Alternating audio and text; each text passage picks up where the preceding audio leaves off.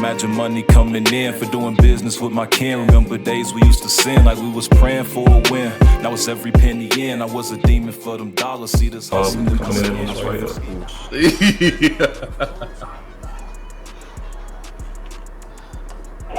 Welcome to the 3130 Talk Show. It's your boy Big Nardo. I'm here with Jarvis, DeMarco, Darius, One, and MA Vibes, and we here for episode 36. And we just want to take the time to thank everybody just tuning in with us. Make sure y'all like, subscribe, comment, do all that. You know what I'm saying? And we'll give y'all a good show today, man. How we feeling? Jarvis. 36 Mafia. Hey, bro. We in episode 36, bro. That's crazy. That's crazy. I'm feeling good. No, I'm feeling real good, bro. I'm actually in my new bachelor pad up in Louisville. You know what I'm saying? You look kind of familiar.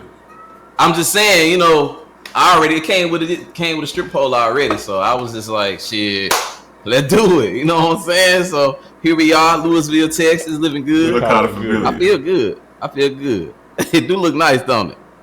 Yeah, you like Brent Cold Ass.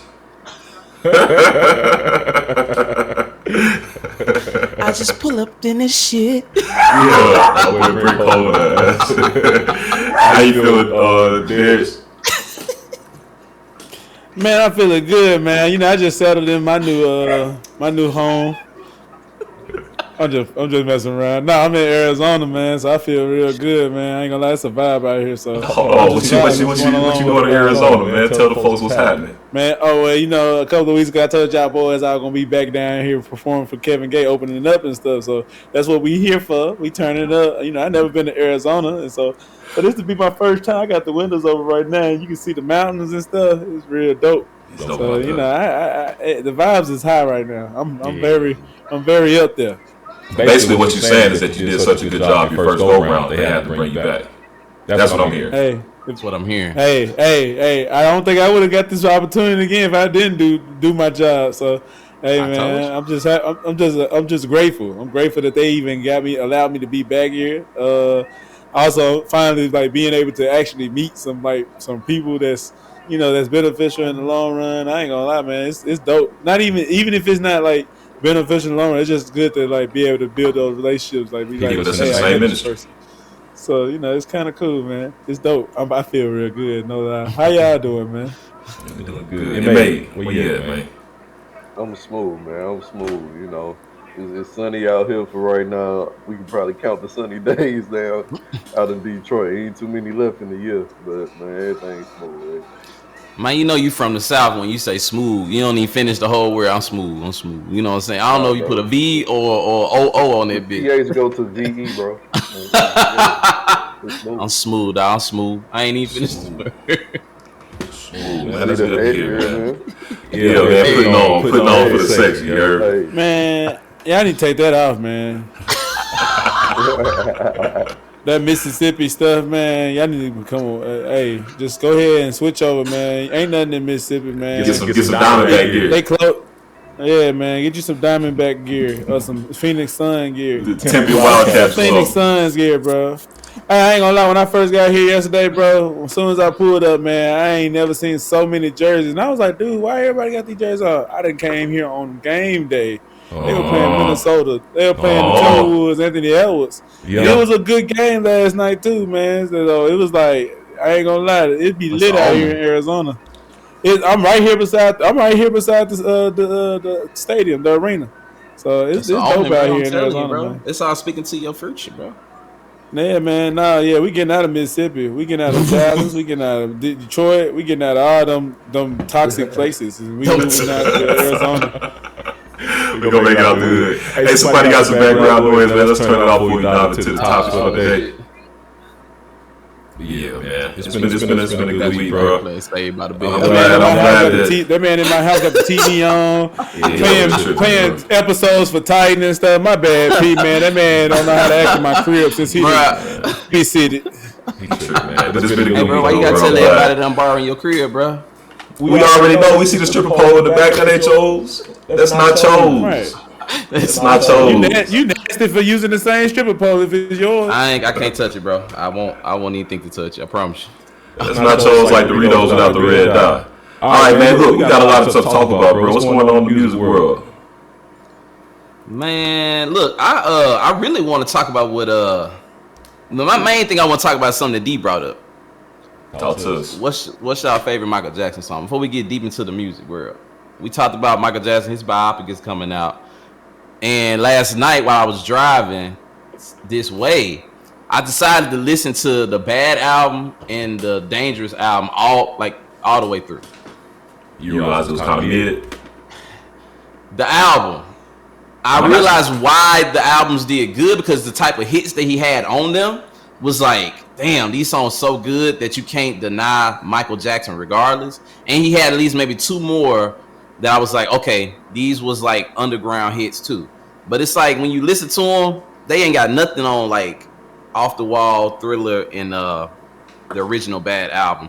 It's just because he's not Youngboy. Nah, Youngboy ain't that consistent either, bro. How many hits he got per album? Hey man, stop hating on Youngboy, man. I'm just saying. I think that, though I'm still a fan and I was understanding why Michael Jackson is as big, I will always understand why he was the biggest artist ever. But I did listen, was like, okay, these last couple joints he did, that's kind of what I'm saying? They got hits on them. They got stuff like, you got You Rock My World and Remember the Time on your album. It don't matter that it's mid because you got a hit that's timeless on that joint. So I don't know. I just want to know. Yeah, these want my favorite Michael Jackson song is "Man in the Mirror."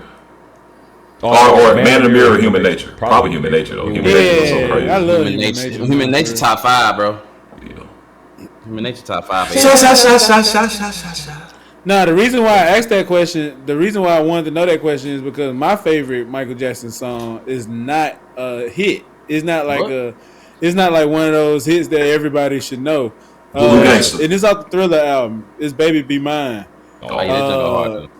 That song, I felt like that was for me, for what he was trying to do was like even when he was doing "Rock With You" and all that stuff, I felt like "Baby Be Mine" was the perfect song that grew like music in a sense. So like if you was to listen to like funk and like the R&B style or like how songs are made and all that, I feel like that was one of those undercut songs that really stood out to me, but it didn't get the attention that I felt like, just like how because I think Michael put a lot of attention on songs that were to be big, like when you talk about "Man in the Mirror," when you talk about "Human Nature," like "Human Nature," I love "Human Nature," but it was like crazy. I don't think he actually had a music video for that, but it was a single. He never did, but I wish he did. And it stood out.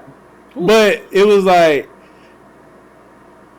yeah, man. I don't know. Michael just. I'll say, bro, the more I learn about the music business and the music industry, Michael Jackson's career wasn't like happenstance. It ain't just pop out of nowhere. It was a concerted effort or a machine behind him to make sure that that happened. 100%. So when I think about like his earlier albums, the ones that really went crazy that people know him for, I think that he really had that push. He probably had the best writers in the world. He probably had the best producers, the best engineers. He had the best team around him to make sure that this shit did what it was supposed to do.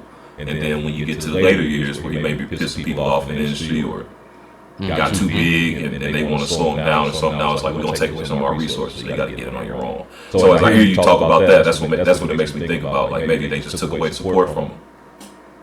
Yeah, I believe so because he was going crazy on Sony. He owned half of Sony. You know what I'm saying? So his latter years was him. He was a billionaire already, so he can do whatever he want to do. And niggas gonna work. He was Michael Jackson already, so it didn't matter what they took because he can get it right back. He was doing. I think his latter albums were more Michael Jackson influenced than they were Quincy Jones and other producers influenced. Like he had other producers, but he had a whole lot more say so on his latter albums, in my opinion. So they were more experimental. Them early albums, he may have had some say so, but Quincy really was still running that shit. So it was like when you think about how cold Quincy is and how cold them first 2 albums solo. Bad was good, but that was without Quincy. But it was good. I can't say it wasn't good. It was just it had nothing on Off the Wall. It was too pop. It was too pop. It was like him trying to be. It was when he was trying. He was trying to be world. He was trying to be world. No, it wasn't even trying to go white. It was just don't disrespect Mike. It was at the end of the day, Mike was trying to go white. He was trying to cater to the world, bro. He was so popular. Like you literally went white. Yeah, he did go white.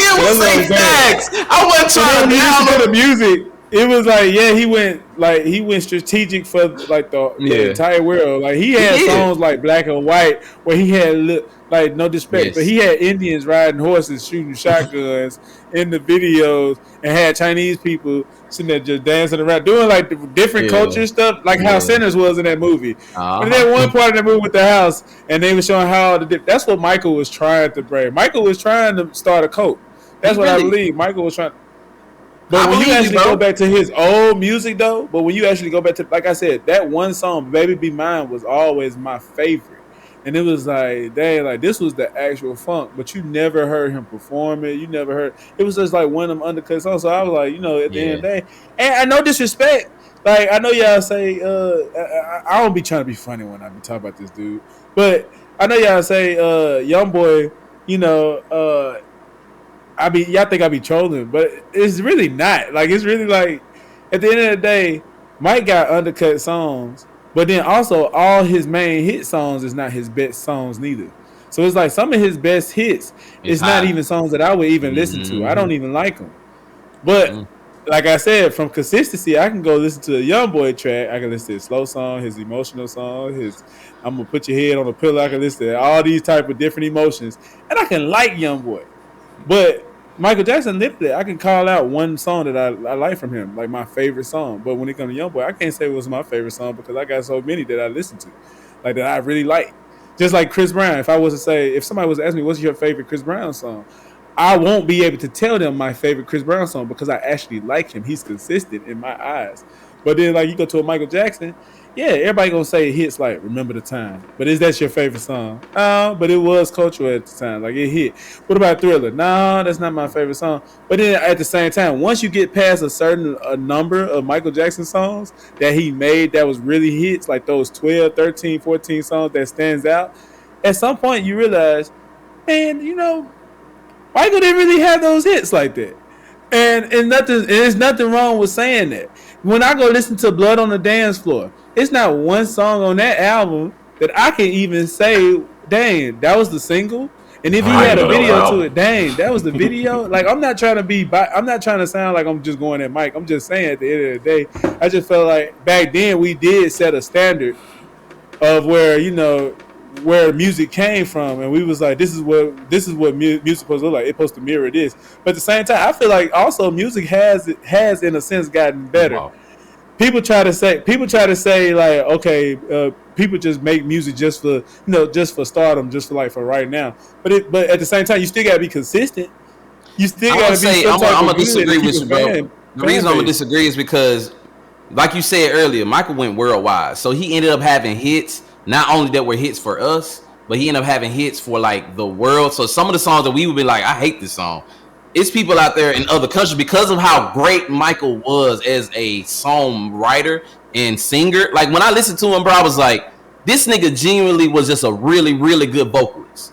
He could do all kinds of shit. He has albums that nobody would like. I'm telling you, he basically have albums that you would not be able to recite a song or a lyric, and other people wouldn't either. Other cultures wouldn't either. It's just the fact that it's Michael Jackson. He stood there, and you cried, and you fell out. It's basically LeBron versus Michael Jordan. Yeah, basically that's what I'm saying. He's Michael Jordan. Anything he did, you was gonna buy it. It's just like when it came to his shoes. Jordan got some of the ugliest shoes, and some people still go and kill somebody for them same shoes. Like them same ugly shoes. Michael can sell them black slip-on and put it out there to the world. And I promise God, people gonna buy it just because it got Michael Jackson's name. Kids love Michael Jackson. Man, that's the thing I'm talking about, bro. Kids love Michael Jackson. This is the thing, bro. We talking about somebody that had a career. Huh? Kids love whatever's marketed to them. But why is Michael Jackson still being marketed after his death? Because he was just that good. It's the truth. Y'all cannot act like that man wasn't. He's good. He's good for marketing. But then if you want to bring up the darkness of him touching kids, and I promise you, ain't nobody gonna talk about that. Kids. All right, so Marcus, what's your favorite Michael Jackson song, Marcus? What's your favorite Michael Jackson song, man? I got two, and it's probably gonna go into this conversation because it's a popular one, but not so popular. Earlier career, later career. So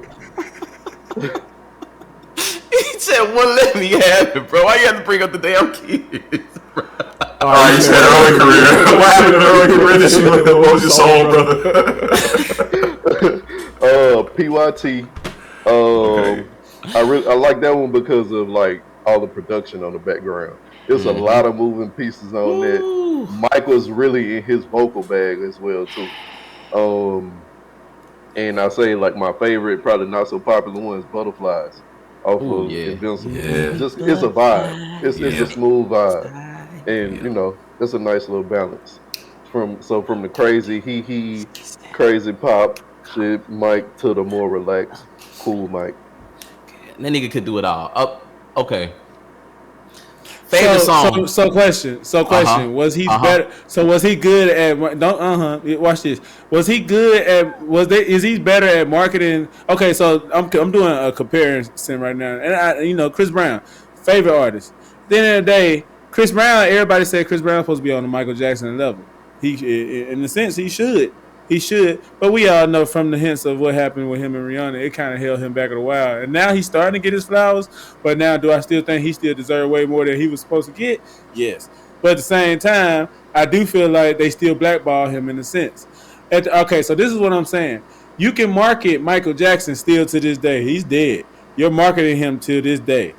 Chris Brown, you probably never going to get him his flowers. Maybe never. And if he dies, you might try to throw in some because you might think you can make some money off his name. But at the same time, they don't give him the respect that they'll give Michael Jackson.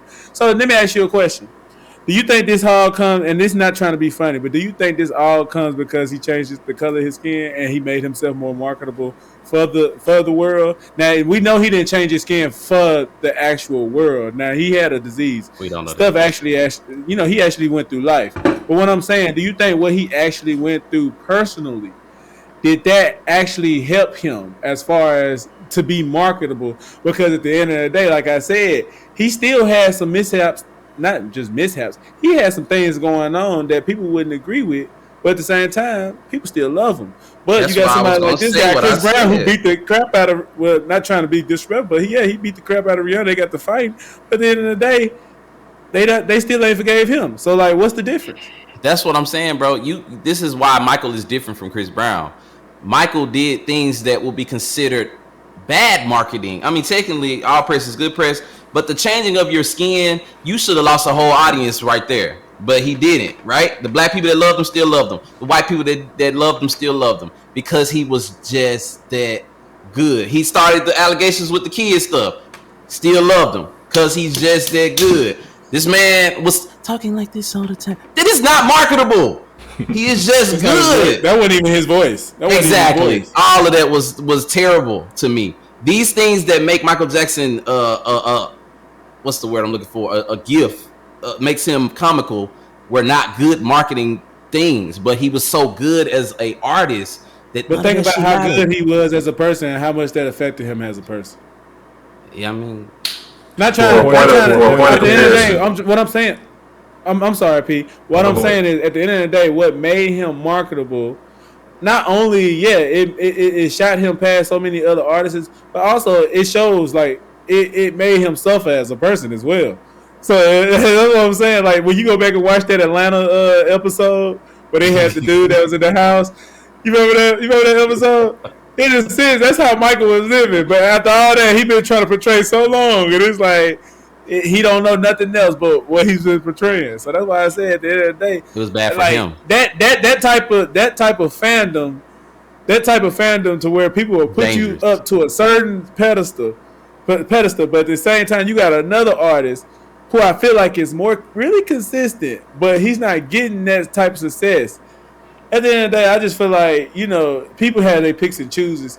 Michael Jackson is a good artist to me. I like his songs, but I like his songs. But like I said, at the same time, I don't think from his actual catalog, he has no more than 30 real hits, and that I'm saying by himself as an artist. Without comparison, who's your favorite artist? I know yours is Chris Brown. And mine's Chris Brown. Chris Brown got like over 100 songs that uncharted top 10 billboards.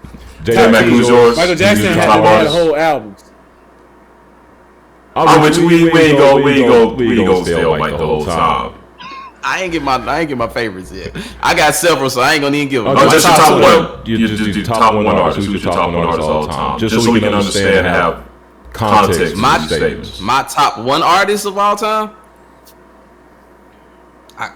That's hard to do, bro. I can't give you that. Michael Jackson technically he a whore. He don't know. He used to going to so many different places. He don't know how to stand still. That's the truth, though. I mean, I can't give you no favorite artist, but I can say Michael was the blueprint for all of the ones that I listened to, because Michael is the god of music. Nobody said that nigga might be an angel. All right, not too much. What about you, Lene? All right. No, top artists of all time. Artists overall. We talking about a specific genre? Nope. Just your favorite artist. Your favorite artist. Your go-to. I ain't gonna lie. It's probably gonna be either Johnny Taylor or Teddy Pendergrass. Okay.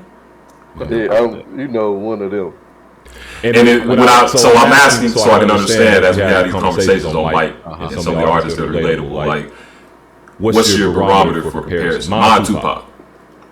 Okay, and when you say the god of music, shit, Tupac the god of music, for real.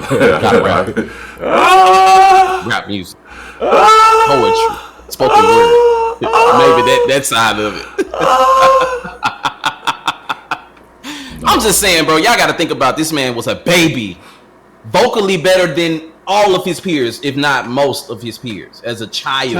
Times. I mean, they can say the same thing about Ralph Tresvant or whatever the heck the dude name is. Yeah, but Michael was able to capitalize on being so good. Again, that's even though his group, it's marketing. But if you didn't have the talent to market, okay, you can market somebody really well. Chris Brown's been marketed very well, but is he ever gonna be on a Michael Jackson status? No. Saweetie can't rap or sing a lick, but she'd have been marketed all across the world, and she'll never be as big as Michael. She got McDonald's meals and all kinds of stuff. It's not about your talent; it's about who you know and how well they can put you in front of the world. I never heard of Michael Jackson having a kids meal.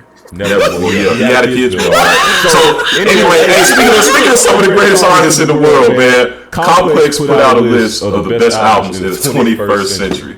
And I think that it'll be an interesting little conversation for us to have, man. Do y'all have any guesses about which ones would be at the top of the list?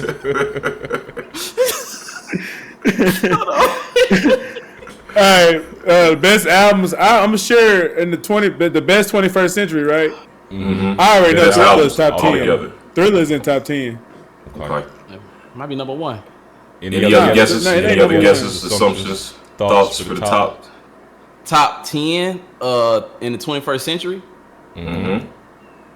I want to say you gotta have that Lauryn Hill. I'm sorry, bro. Yeah, you gotta have that Lauryn Hill. He can't let nothing fly, bro. Hey, listen, I'm with you, bro. When the last time you listened to that Lauryn Hill album? Right. Probably a month ago. I like the album. It's really good. It is really good, bro. Any other guesses for anything that's gonna be in the top 10? Quick hitters. All Eyes on Me, Tupac. Alright, let's see. Number 50 is Justin Bieber, Purpose. I knew Justin Bieber for sure. Number 49, Erykah Badu, Mama's Gun. We're gonna hit these fast though. Y'all got so much fun.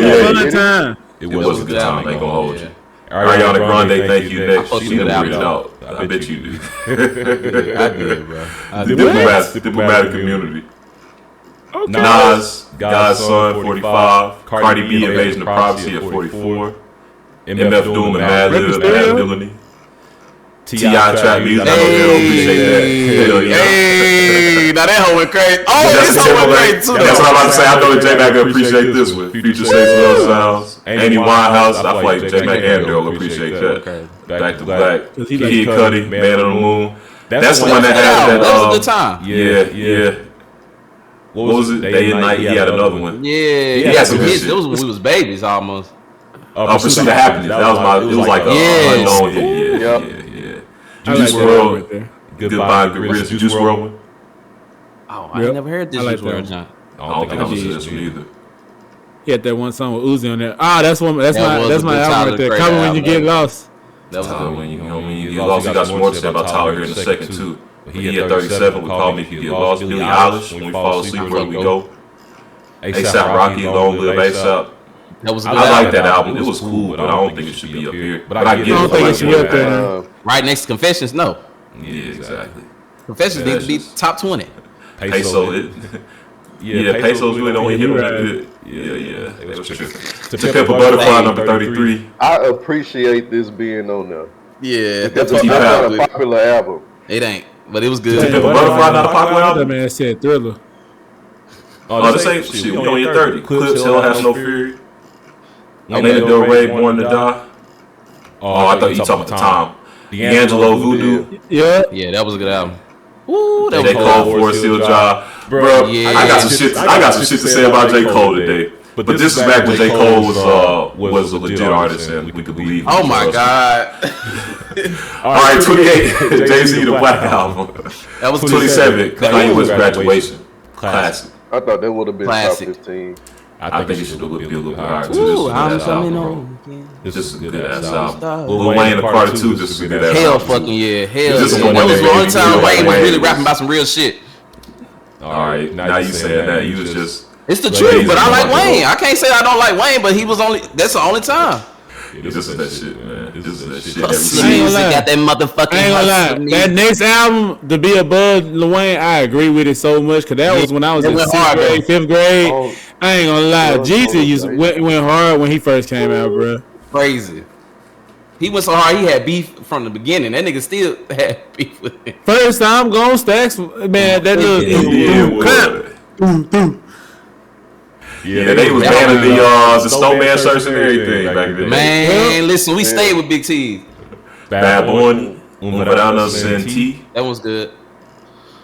What is Umbrella? Yeah, Astro World was good. I don't want to wake up. Yeah. My guy. Tentacion. Yeah, this one I ain't gonna hold He you. should have been top 20. I ain't gonna hold you. When he had first came out and started doing this thing, getting his buzz, he was like a 2017, 2016 Tupac, bro. This album was really good. If motherfuckers ain't heard it, it's really worth it. It deserves to be so good. It deserves to be mentioned. I ain't gonna say it deserves to be 22 in this list, but it deserves to be mentioned for sure. This high? Nah, it's good. Watch Throne was a good album though. I think it had more impact. It I'll had take impact. Graduation over that. Okay. Kanye and Jay-Z got separate albums by themselves that's better than this album joined it. Yeah. The first Drake. I don't think that album should have been on here. That was a good album, but I'd rather have Take Care. But this was a good album. I mean, if that album number 20, if that album 20, that means the other album should be somewhere. Eminem show. Fuck yeah. This is like his first one, right? Yeah, it was close to it. Not his first, but it's in that range. I can appreciate early Eminem. Ghostface Killer, Supreme Clientele. That's a bit out my age range, but salute to bro ass. They riding. Surfboard. It's a good album, bro. Surfboard. Drinking watermelon. They really riding now though, because it was a good album, but damn. No, that's his album. That shit had impact. Wait a minute, you know what? Damn. That's the crazy thing about it. See, wait a minute, go back. That Beyonce, he said Surfboard and he was saying watermelon. And I was like, that's the Beyonce album. That's the one that need to be on the list. Why they got this one on there? That ain't this one. Yeah, the one that's what it's called for. The one that she had, We Be All Night. That's that album with Partition. Oh no, that one was. That was the actual self-titled Beyonce album. Yeah, that was a good album. That should have been on the list. Lemonade had more impact though. Lemonade had more impact. Just because this is of the one that around scandal, all Jay-Z. that crap, man. Yeah, okay. We saw bust some cars up.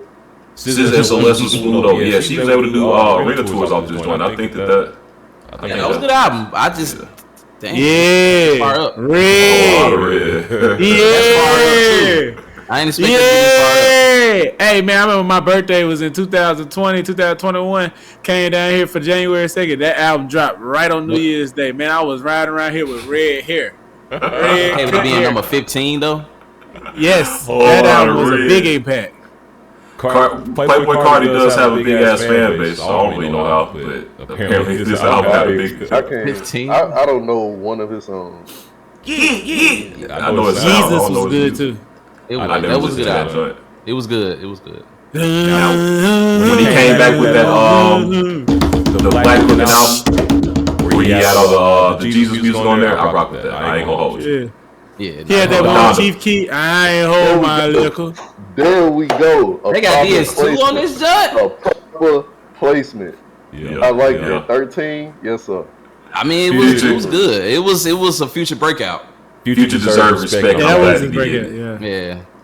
Kendrick Lamar, Bad City. Okay. He deserved a spot.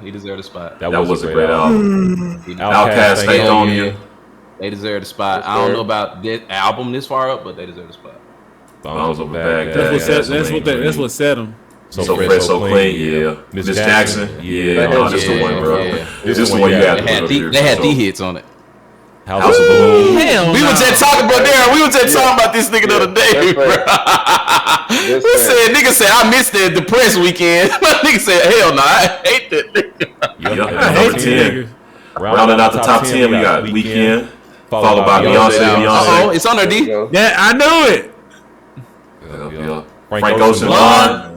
I would have preferred Channel Orange, but yeah. I could never get into Frank Ocean. He good, bro. Channel Orange was in there. Never get into a pause. Drake, Take Care. Okay, I can see that being there. Kendrick Lamar, Damn. They put Damn above Good Kid, Massive. Bro, yeah, that was a great album. This album had hits. This was his critically acclaimed album. Yeah. That's what honestly, this album gave him Super Bowl. Yeah. This one had element with like Rihanna and them and all kinds of shit. Yeah, this is that one. This is that one. That album got him the Super Bowl for real. Eminem, Marshall Matters, yes. Oh, this is the one with yeah. He was talking crazy on that hoe. This with Kim. This one had Kim on it. Yeah, Stan was that shit. I ain't gonna lie, bro. Shit when he went crazy. At some point, I became too pro-black and I stopped fooling with Eminem. But back in the day, he was smooth, man. He had some flows back in the day. Oh! I like this album. Kiss it better, baby. I like this album. I ain't gonna lie. I used to bump this song. When I tell you that Kiss It Better, boy, I got some memories from that joint from college, boy. Kiss It Better, yeah. Then she had work on there. Oh, the Blueprint. Yeah, Kiss It Better. Hey, she knows who she is. Hey, the Blueprint, Jay-Z, okay. Get Rich or Die Tryin at number 2. I rock with it. At 2? Hey, yes. And then at number 1. We talking about of all time? If you know, so 21st century. Oh, okay. 21st century. Okay, so your opinion on that. These being the last. So your opinion on that? Why do you think that impact? Why do you think it got him number 2 for this actual best albums of the 21st century? Like, what make you think this? It was good. Now this was a good ass album, but no. So I know for that era, it was real competitive with New York rap. He outsold every top selling artist for like 3 years or something like that. He had a run off of this album and he killed it. Yeah. And arguably, I would argue this might be one of the top grossing albums on this 50 list. One of the top. Money wise, it's gonna be in the top. Nah, money wise, all that. Like he blew everything. But at the same time, I'm a little biased. Well, because think about this: 2003, they were still selling CDs. Well, we know you got the 2016s. That's when the streaming and stuff hit. But I think this is one of those like real proper. It's good to be at number 2 of the 21st century. The whole 21st. Top 5 for sure. Yeah, 10. I put it top 10. Hold on, bro. I think y'all is just counting lows on this album, bro. We are, because 50 Cent, this album right here, a lot of people talk about it like it was the Thriller. It was the Thriller of this time. I ain't gonna lie, that first song, Whoa, Gangsta. Yeah, my favorite song. We had a whole video game based off of this nigga. What Up Gangsta, Many Men, In the Club, High All the Time, that wasn't no big song. If I Can't Do It, shit, Back Down, PIMP, 21 Questions. Come on, bro. Yeah, he had hits on that bitch, no lie, but number 2. And then like Marcus said, for the time, bro, think who more relevant today in hip hop than 50 Cent, other than like Jay-Z, Diddy, like the real moguls. Yeah, he is a mogul. You're right, and he came in hot as fuck though. And it all came off of this album, damn near. Yeah, he had a little hit before this, but this was. And let me drop some numbers. Over 9 million in the U.S. and over 12 million worldwide. 9 platinum by the RIA. Damn, they were still doing CDs too. They were going crazy. Yeah. He had an opportunity to make money off that hoe. Yeah, Will I Am had a better season than that, man.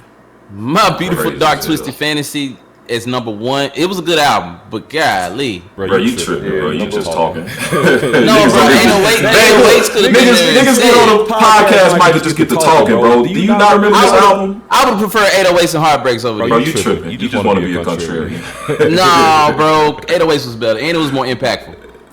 Give me the hits off of this. Bro, Devil in a Blue Dress with Rick Ross and all the niggas. He has a song with Nicki Minaj on this motherfucker too, I think. Bro, you tripping, bro. It's hits, but it ain't better than 808.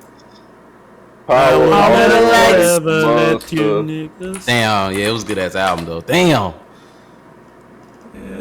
But 808 was the impact one, bro. I think 808 could have went there.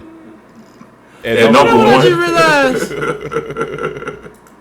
Wait, that ain't number 1? Number 1? No, My Beautiful Dark Twisted Fantasy is number 1. He said 808 Heartbreaks has been there.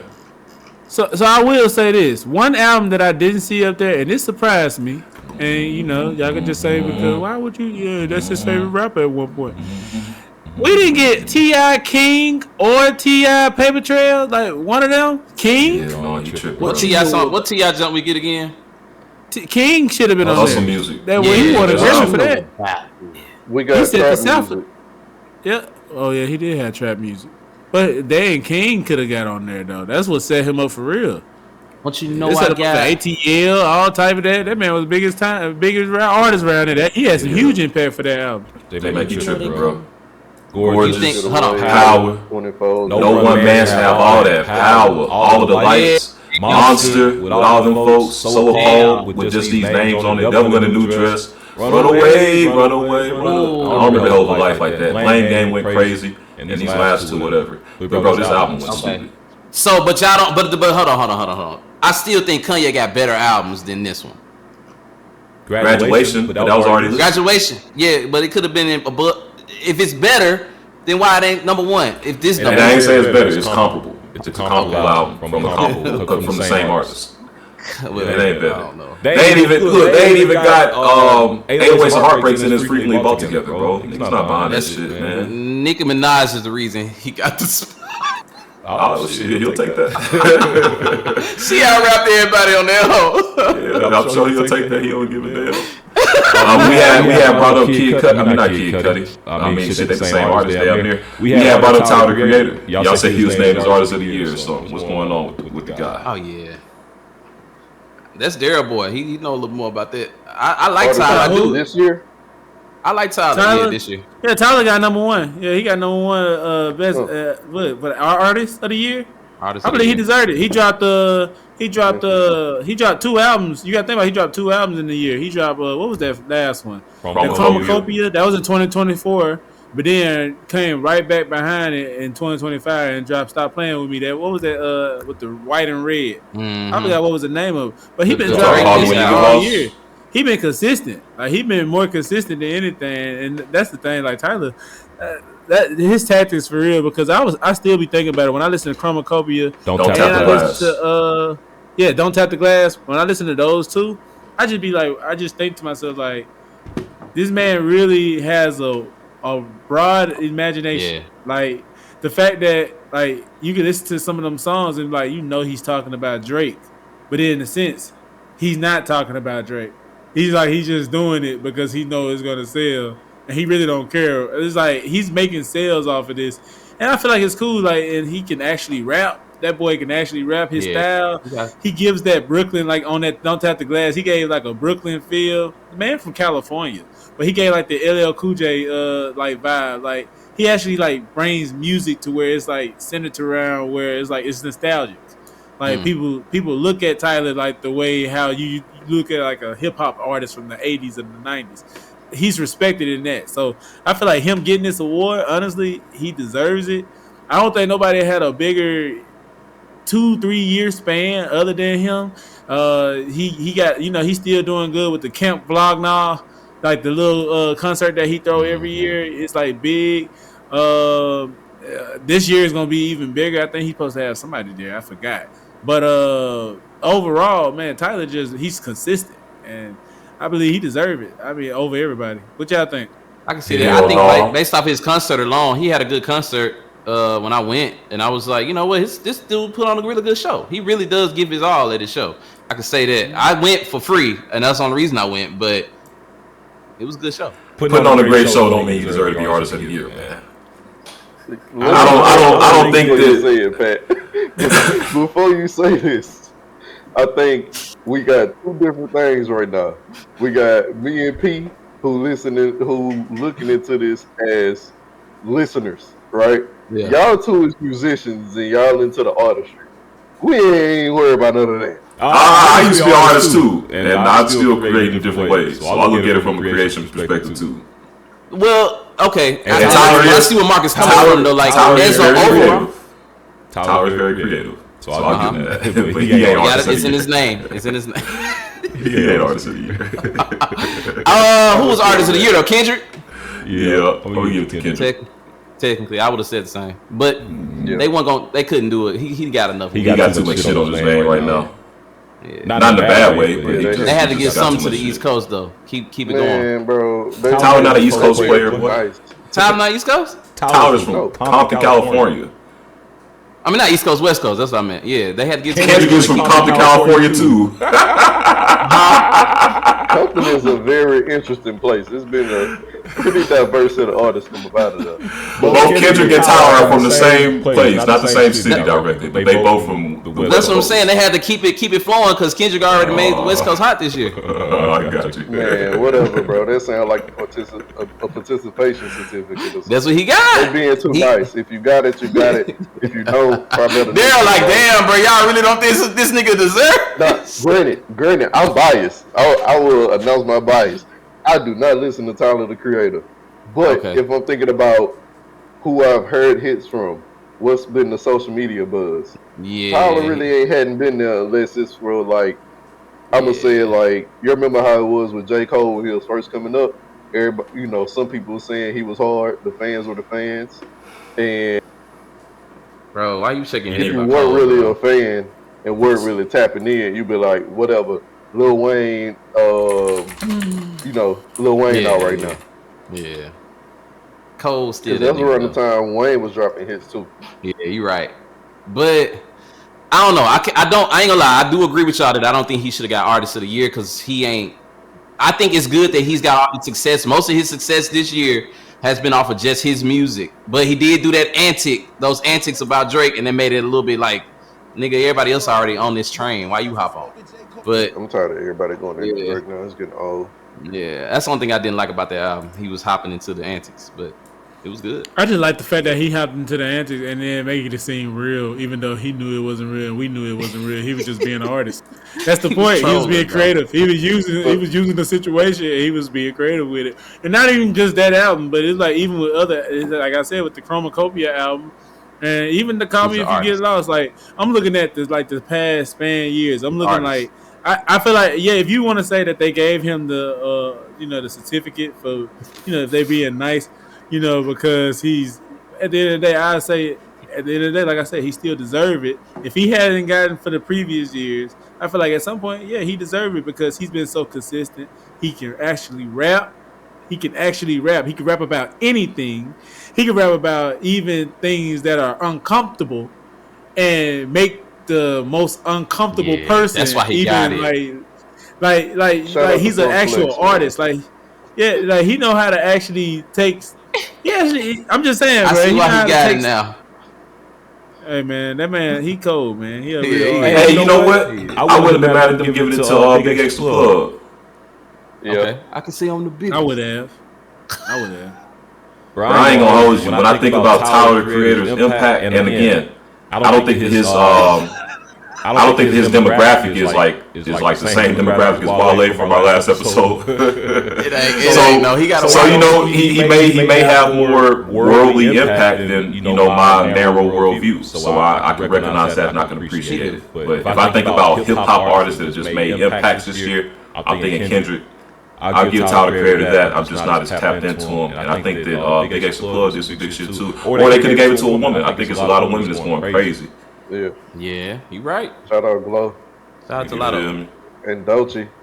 Doji. Dochi one of them. I ain't gonna lie, Glow. I ain't gonna hold you. Shout out to Ice. Those all those. Don't women be. I ain't gonna lie, man. I'm gonna rock the cradle a little bit with you, Daryl. So Tyler Creator being creative and jumping into some situations, right? If that's the case, Chopper ought to get a something next year. I'm just saying. Chopper jumped in on his own. He ain't had nobody else to pivot off of or nothing. First thing first. Let's say this: Chopper ain't never won no Grammy. Chopper ain't never really won an award. Chopper ain't really even won an award. Chopper ain't been taken serious as an artist. Chopper made not going against my people out there, but Chopper made an album full of songs talking about if I was a bad bitty, I want to hunt me too. Like Chopper can't be taken serious.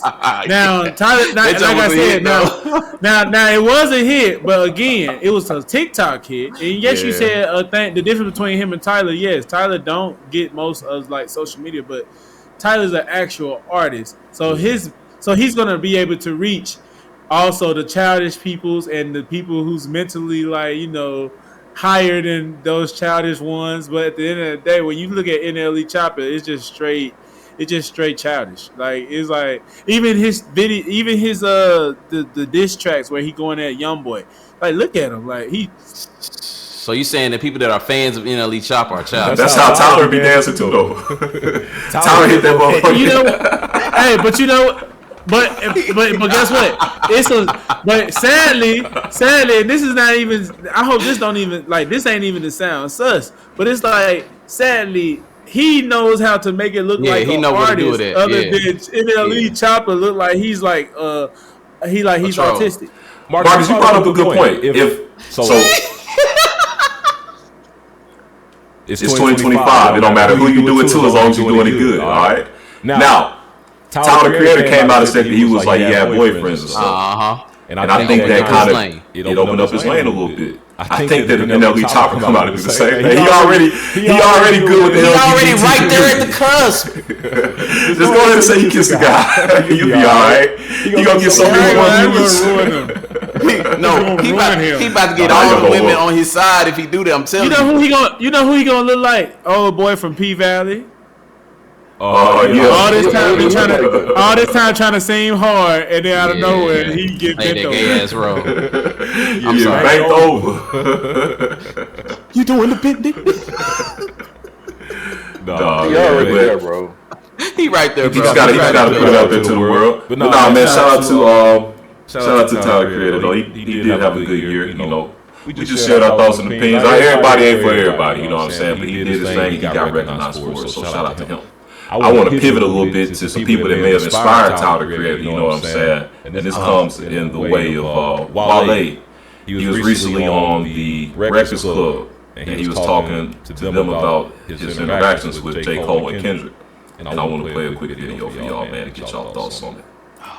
Y'all know I'm a Wale fan. I just share with y'all my theories around Wale and make it to where he was. And I'm proud of Wale, man. He still sucks. He's old, ain't he? Un momento.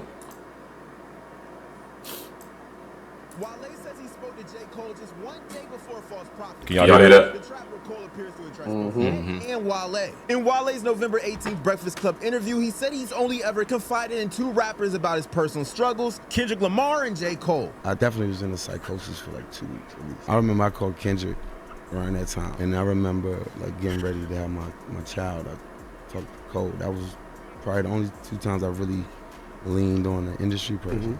He then revealed that Cole's 2016 track False Prophets came out the very next day after they spoke. The crazy thing is, False Prophets came out the next day. I was gonna ask you about that. Even without any name drops, speculation around the record led Wale to respond almost immediately in December of 2016 with his track Groundhog Day. Now back to the interview, Wale says Cole later assured him the song wasn't about him. He didn't tell you the record was dropping? Nah.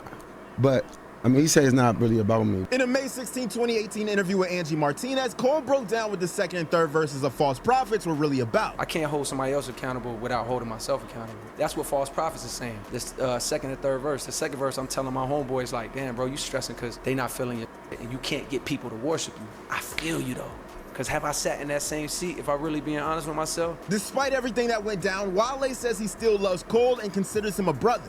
But after that experience, he started moving differently when it comes to sharing personal issues. I love him. That's my brother, whatever. I think I kind of halted telling any industry person anything too deep, like around that time. What are your thoughts on this whole situation?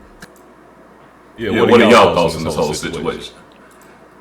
Well, it just saying to me, Wale look like the type of person when he tucks himself in at night, he puts the covers over him and he sits there and just look into like the sheets and he just says, "Why he do this to me?" And a tear just roll down and he just turn up and go to bed.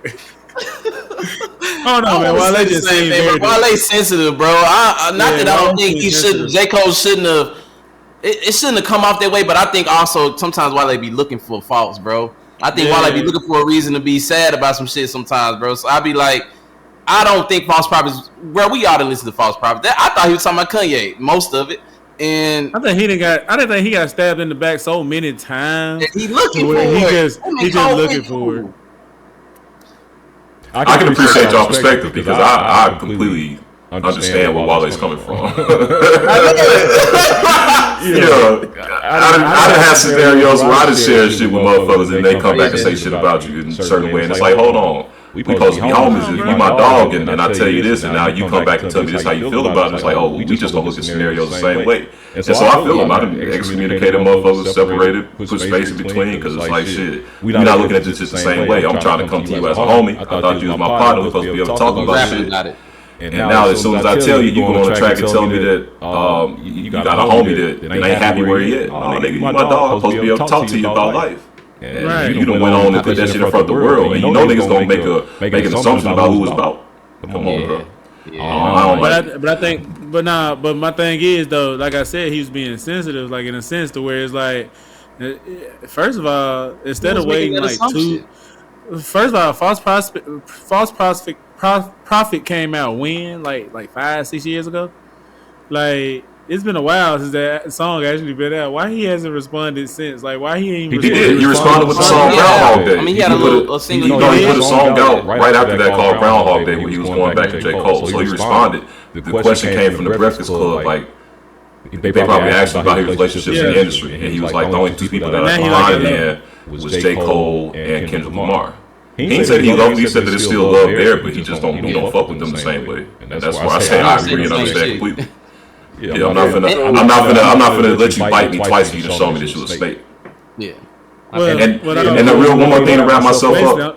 Really quick, just to wrap myself up. We done seen multiple instances from J. Cole where he done shown whole ass behavior. He did the 1-2 whatever the shit was called, the freestyle with Drake, and he was invited Kendrick to it or some shit like that, knowing that they had beef. The nigga put Kendrick and Drake into a group chat, thinking it would be funny. It's been things that J. Cole has done that have shown his hand and who he is. You know what I'm saying? And then Young Boy said to J. Cole. That nigga played the Cole like he was going to play the Cole. He said when Young Boy said it's over with. Young Boy said it, so I agree. Send his ass the muscle sign. I swear it's gonna be nice to meet you. When certain people start to say certain things about you and there becomes a narrative, at some point, depending on who says it, you would choose to believe it or don't believe it. But people that say these certain things and things that I've seen, let me know that the narrative may be a bit more true than what it could be. So, that's just my thought. Yeah, I don't know anybody. I don't know any of them individually. In my mind, I want to believe that the intentions behind Cole are never necessarily negative. When it comes to people that he may actually be close to, I don't know. He's still an artist, and he still gotta, sell and do the shit he gotta do. He may still be on some Fugazi shit. I don't know the nigga, but all I know is from listening to the music, I'm like, bro, I don't get that vibe. But I don't know that nigga, so shit. I don't know how he get off. I'm looking at this from a couple different points, right? So Pete, yeah, completely agree with you. If I told one of my partners something and I hear it from somebody else, yeah, like we cook. You feel me? Ain't no more conversation, right? But on the other end too, we talk. What Cole mentioned something about like music career, pretty much.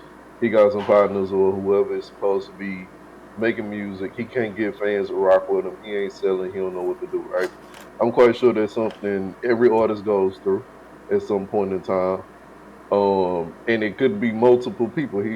Cole is a artist. He's a top artist, arguably, right? So how many people do you think he knows that's going through the same situation that he's gone through? Most artists go through, right? Yeah. And the other part is how. All right, the album was supposed to drop the next day after him and Wale talked about that. Now I don't know nothing about the music industry, but like, is it that easy to make a change for an album that's already turned in and set to a song? Go? Yeah, it was a single though, and it wasn't even like a big single. It was just like something he decided to drop. But you keep going. I got thought about it. Yeah, nah, it's just that I don't know. Like, do I feel like Cole might have done it and it was from? It was already a done song. It's possibly, it's possible. Like, I don't know the people's business like that, but it's possible it could have been some from Wale, and he feeling his type of way. But at the same time, he ain't unique, and he ain't the only person that goes through that stuff too. Yeah, but I think because he close to Cole, I think it feels like, bro, I think sometimes when you listen to people's lyrics, it's like, bro, hold on. I feel like that's almost verbatim about what we talked about yesterday. And now I feel like, bro, you just used my situation for a hit or a song. Even though that's far-fetched because the song came out the next day, it's like, I still can feel it because it's like, bro, damn, bro. It feel like we just talked about this. And now all of a sudden, you got a track out that, and niggas like Cole and Wale can write a song, get in the studio, same day. I got a question. All of us got partners that got baby mamas, right? I'm quite sure we got multiple partners that got baby mamas. If we had a song that was ready to go, already set to drop, about my partner dealing with his B on this, that, and the third, a lot of times it's the same stuff. Can you really single yourself out and be like, oh, he talking about me? Like, all right. Now let me further your example. In the J. Cole Wale scenario, we're gonna take it back to the baby mama thing. Now imagine that the nigga that made the song about your baby mama, him and your baby mama used to fuck around a few years back. And now when the song come out, it's a little bit different. You talk about niggas' baby mama, you know that I'm fooling with the chick that used to be your shorty, and now she my baby mama, all this stuff. When we think about the Wale and J. Cole scenario, the niggas came up together. They was both like under that Rock Nation, Jay-Z umbrella, and then J. Cole was the one that got the marketing push that made him a bigger artist at the end of the day. My thought process is because he was a bit more light-skinned, he was a bit more marketable, a bit more quote-unquote easy on the eyes. And that's what made him go a little bit further. And I think that's what led to some of the resentment that Wale is dealing with today. And when all of this shit add up, if you look at everything in the full picture, it's like, damn, I feel like I got slighted by you early on, and now a couple years later, shit, I'm talking to you, and we still homies. I ain't let the shit impact us, and I'm talking to you, telling you about the shit that I'm going through on my side of the artistry. Of course, your shit done went up, you doing your thing, my shit kind of mid-tier, and it's like, now you put out a song when I'm talking to you, I'm trying to confide in you like you the homie. And you put out a song telling me that I gotta try harder. It's like, nigga, you ain't try as hard and I'm better than you. Fuck, nigga. The only reason you got on is because you yellow. And then now you put out a song telling me I need to go harder. Nigga, I'm a better artist than you. You want me to go get beat a Lyco like Michael Jackson did to bring us full circle so that I can be more marketable, nigga? And so that's when I put all that shit together, bro, that's how I think Wale feel about it. I feel you though. No, 100%. Both sides are equitable. 6'7". Show gonna be called episode. Show gonna be called episode 36. Skin change. Hey man, but speaking of disloyalty, because that seems like that's all that was going on between J. Cole and Wale. And I just want to point out that he ain't say nothing about Kendrick, man. He ain't say nothing about Kendrick doing it wrong. I just want to point that out. He didn't. And I don't think Kendrick. J. Cole and Wale, they going through it. Closer to him and Kendrick though. I believe Kendrick somewhere on vacation, knowing that brothers ain't finna talk about him because he the boogeyman. So that's the only thing. Ain't nobody ain't nobody finna mess with Kendrick.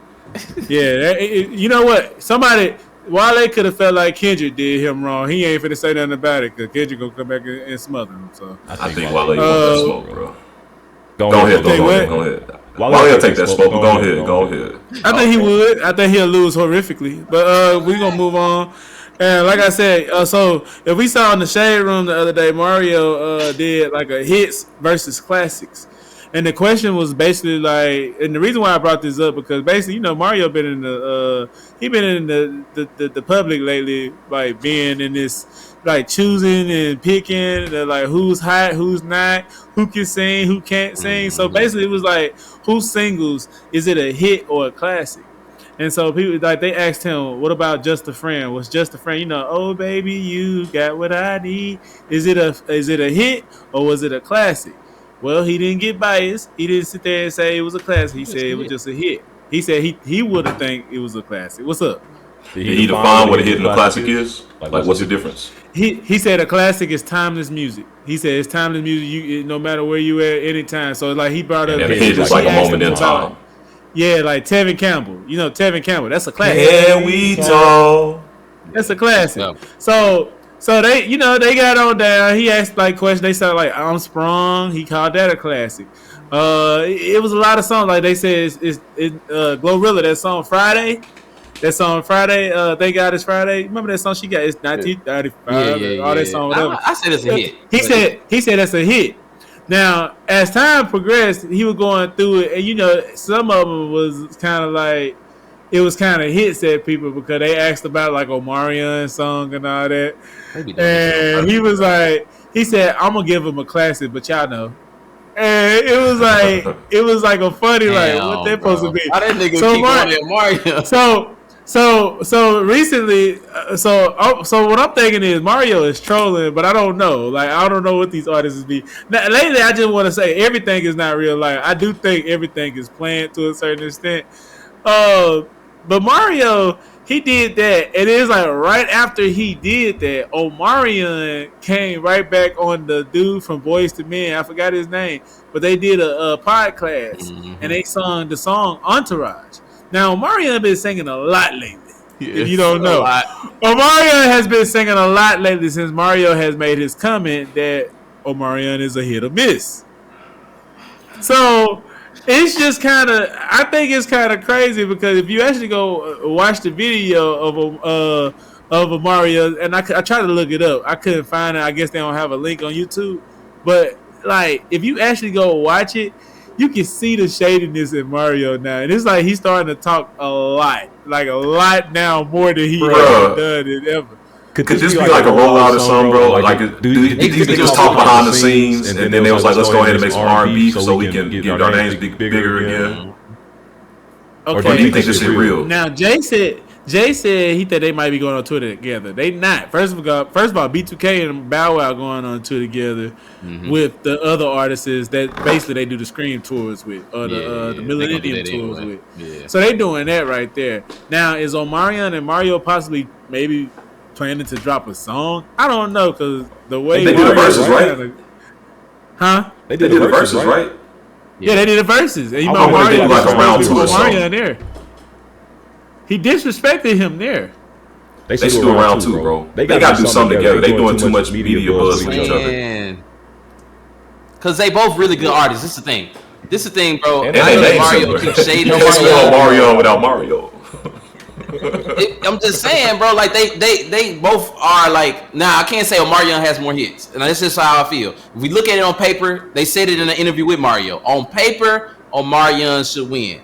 Vocally speaking, Mario gonna beat him every time. Mario is a vocalist, but on paper, Omarion got more hits. It's just the truth. And he was marketed differently to us. What I'm saying though, it's the asshole in Mario. Yeah. Though. Like it's And like I the mean, fact that shit. Mario is like, yeah, he might got more hits than me, but at the same time, I can sing his hits better than him. And he can. But it's proven, but it's kind of proving our point. It's kind of proving his point too, because he's being an asshole, and then Omarion is like randomly going on these podcasts, just singing. He just singing, dude. Like And he hit a I miss don't remember on the him. last And he time. hit a miss. I don't never like. I know I say, but Chris Brown, Leon Thomas, who else? Give me another male artist, R&B Look at artist. It don't matter. Luke James. It could be anybody.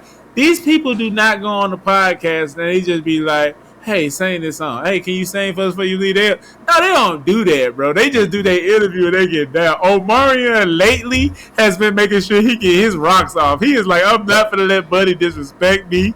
Yep. He is singing on every podcast that he's did an interview for. Yep. And I feel like in a sense, you just proving Mario kind of right, because some of the interviews, some of the performances aren't that good. Some of them be like decent, some of them be good, but then some of them be like not good. So it's like Mario kind of just explained it. You are a hit or miss, and it's like that's why, bro. Mario's an asshole, bro. He's an asshole. He's I'm here for it. No, I think Mario is more of like a Wesley type person, bro. He's just telling the truth. He's just telling the truth, bro. I'm here for all assholism. Pat like I'm better than you, bro. Pat like I'm better than you, bro. And I'm gonna show you that. I'm gonna show you for real. Hey, look, and if you show me that you better than me, I'll back down. But until you show me I'm better than you. And that's what I'm saying. Omarion is not showing him, bro. He is not showing him. So it's like it's giving Mario more like fire to just keep being more of an asshole, bro. He ain't gonna stop. You got to fight him. You got to see him in public and punch him in the nose or something. That's the only way it's gonna stop. Mario, if you see this, next time you see Mario, just punch him. He ain't gonna sue you.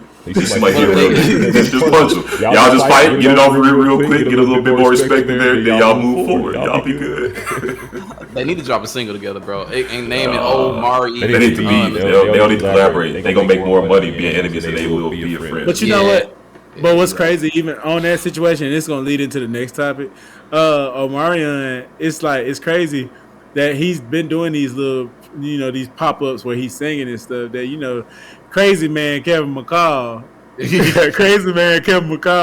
has been basically praising Omarion for doing it. He's saying all in the comments and stuff. Mm-hmm. But y'all know Kevin McCall been trying to get at Mario for the longest, ever since this Chris Brown situation been going on. And he know Mario messes with Chris Brown, Bryson Tiller messes with Chris Brown. So, Kevin McCall been actually going at everybody that's been messing with Chris Brown. Because he been saying, I can sing better than Mario. I can sing better than this person. Set up the person. Let's do the person. I can sing better than Mario. So now he under Omarion's comments, just sitting there praising him like, hey, man, you going hard, bro. You going hard. Knowing that's a lie. But he only doing it to troll back at Mario because he feel like Mario is ducking the smoke. So like, man, and I ain't gonna lie, Kevin McCall, bro, if you ask me, Kevin McCall going through some things, man. Like Kevin McCall going through some things, bro. Like if you look at him in his face and his eyes, if you look at his eyes, I don't know if it's like he drugged out or he tired, but he's actually going through some stuff. So it's like, I don't know, man. You go watch that video. He got a video out right now with Krishan. I put it in the chat. Y'all go remember, hey, pull that up, bro. Like, he actually got like a video of him and Krishan. I ain't gonna lie, they are a weird combination. I'm about to give you a word. They both weird, but they are a weird combination, bro. I bet people gonna watch them. Bro, because it's so funny, bro. Because it's like you don't know if to take them serious or not, bro. Kevin McCall, he'll say some serious stuff. I haven't seen my daughter in 10 years, bro. That's a serious allegation, bro. Like, come on. I'm about to give you a wedgie in the front. Nigga, start over. You start over. You said giving me a wedgie. I'm not talking about you. I'm talking about him. Okay, well, that part. Read the rhyme. My name is Kevin McCall. My nephew name is Kevin. He is? You know what that means? Enlighten me. Well, I want to know if it fits me. The name means handsome. Why did I hear crickets? That's because I was letting you talk. I was letting you talk. You want me to validate what you said? I need a hug in the Lord. Huh? I need a hug, like a church hug, one arm type shit. Cause a church hug is one arm.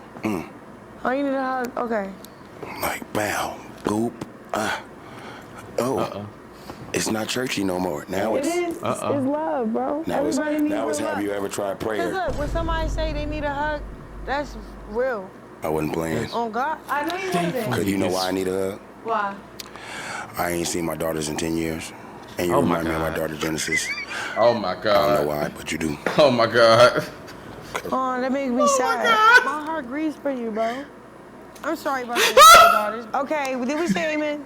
We said amen. Okay. So can he stay? Yeah. Okay, good. My next person. Why did Kevin McCall even be on his show? Bro, this shit is ridiculous. That's why I said, bro, it's getting to a point where people, like, they realize where they at in life. They realize, it's just like Charles White. They realize where they at in life and how they impacting the community, and they just keep going with it, bro. They don't stop. Kevin McCall, like, there's no reason for him to be on that show there. It's no reason why that nigga should have showed up at that bitch. Like, and the fact that she don't even know who he is. She just, hey, like no, she they realized. got another video with them singing "Never Could Have Made It," bro. He was singing "Never Could Have Made It." She was in the background, like just screaming. Hey, a couple episodes ago, we said that women you can't really tell when they're autistic. Oh no, we could tell. Krishan, more than that. I do think that they could be some entertaining content together, but it's like. At what point do we get tired of the minstrel show, bro? Like, goddamn, bro, we just gonna keep on shucking and jiving. Like, go sit your ass down, bro. You clearly you either not in a good headspace or you just being a joke for the internet. Like, have some self-respect. No, seriously, Sheepo, bro. I think Blueface messed up a little. Well, I can't blame nobody. Accountability, brother. You can't blame nobody but yourself. But she definitely drugged out because we can see the advancement of her. Deterioration over and not so much her. It's Kevin McCall. I ain't gonna put this on Krishan. She seemed like she was just decently okay. Oh no, he definitely gone. Yeah, but Kevin McCall seemed like he probably like you said, he probably on some drugs or something. He was tripping a little bit, just saying random shit. It's like, come on, buddy. I don't know, bro. Just get off the internet sometimes. Everything don't need to be broadcast. Make some music, bro. Like. I grew up. I was at Alcorn. I remember I was in high school listening to that man. That man had some. He had some of them songs. You used to love that with nigga. Your girl. I ain't gonna lie, like, cause he wasn't a known artist. I just knew him. Everybody knew him as the person who wrote for Chris Brown. But I knew him like that man had some music, man. I used to like chill with some girls and play that song. Ooh, what's this? Be singing to him, be making him feel nice. And it's like now when you sit there and listen to him and see what he going through, it's like, bro, all you gotta do is make some music, bro. You still got your name, like you still Kevin McCall, bro. Like you make some music and get out there. I'm sure you can get a hit on Billboard or something because you just that talented. But it's like, man, to see you just go out like this, it's very like it's like kind of disgusting because it's like, bro, like you don't have to. That's why you don't. I mean, not trying to be rude and not trying to like say I know people's situation, but then that's why you probably haven't seen your daughters. Like it's been 10 years. That's definitely why you haven't seen your daughters. Yeah, you probably won't see your daughters because you don't pop the balloon looking stupid, and your daughters got to see that. Do you think your daughters want to see you and you out here looking drugged out talking about something? I haven't seen my daughters in 2 years. Can I get a church? You know why I needed that hug? Yeah, like you know how that sounds. Yeah, bro. So that's what I'm saying. Like at the end of the day, I hope for the best for Kevin McCall, man. I hope he cleans up well somehow. I got a question musically, not regarding Kevin McCall. As soon as he made that comment about the wedgie in the front, I stopped listening. But that's wild. But do y'all think it's a thing with artists when they break away from acceptance of fans, acceptance of their music from fans, to being like searching for acceptance in Black Hollywood per se? And the reason I ask this is because Kanye made that comment. Like, granted, this is Kanye in this conversation. That's a big reach, but at one point Kanye did make the comment, pretty much saying he was like blackballed from Black Hollywood. None of the stars wanted to do something with him, even though he can still make music. The acceptance part of, I guess, the popular people of Black Hollywood kind of ran him crazy, even though he made all the efforts. I'm with you, bro. I feel like that's a hard person to hang out with. You just said something because one of the actors, I forgot what his name. His name Kevin. I think Kevin Spacey. He's a known actor, but he just said that he just did an interview yesterday and was like basically white boy Kevin Spacey. Huh? To a white boy Kevin Spacey.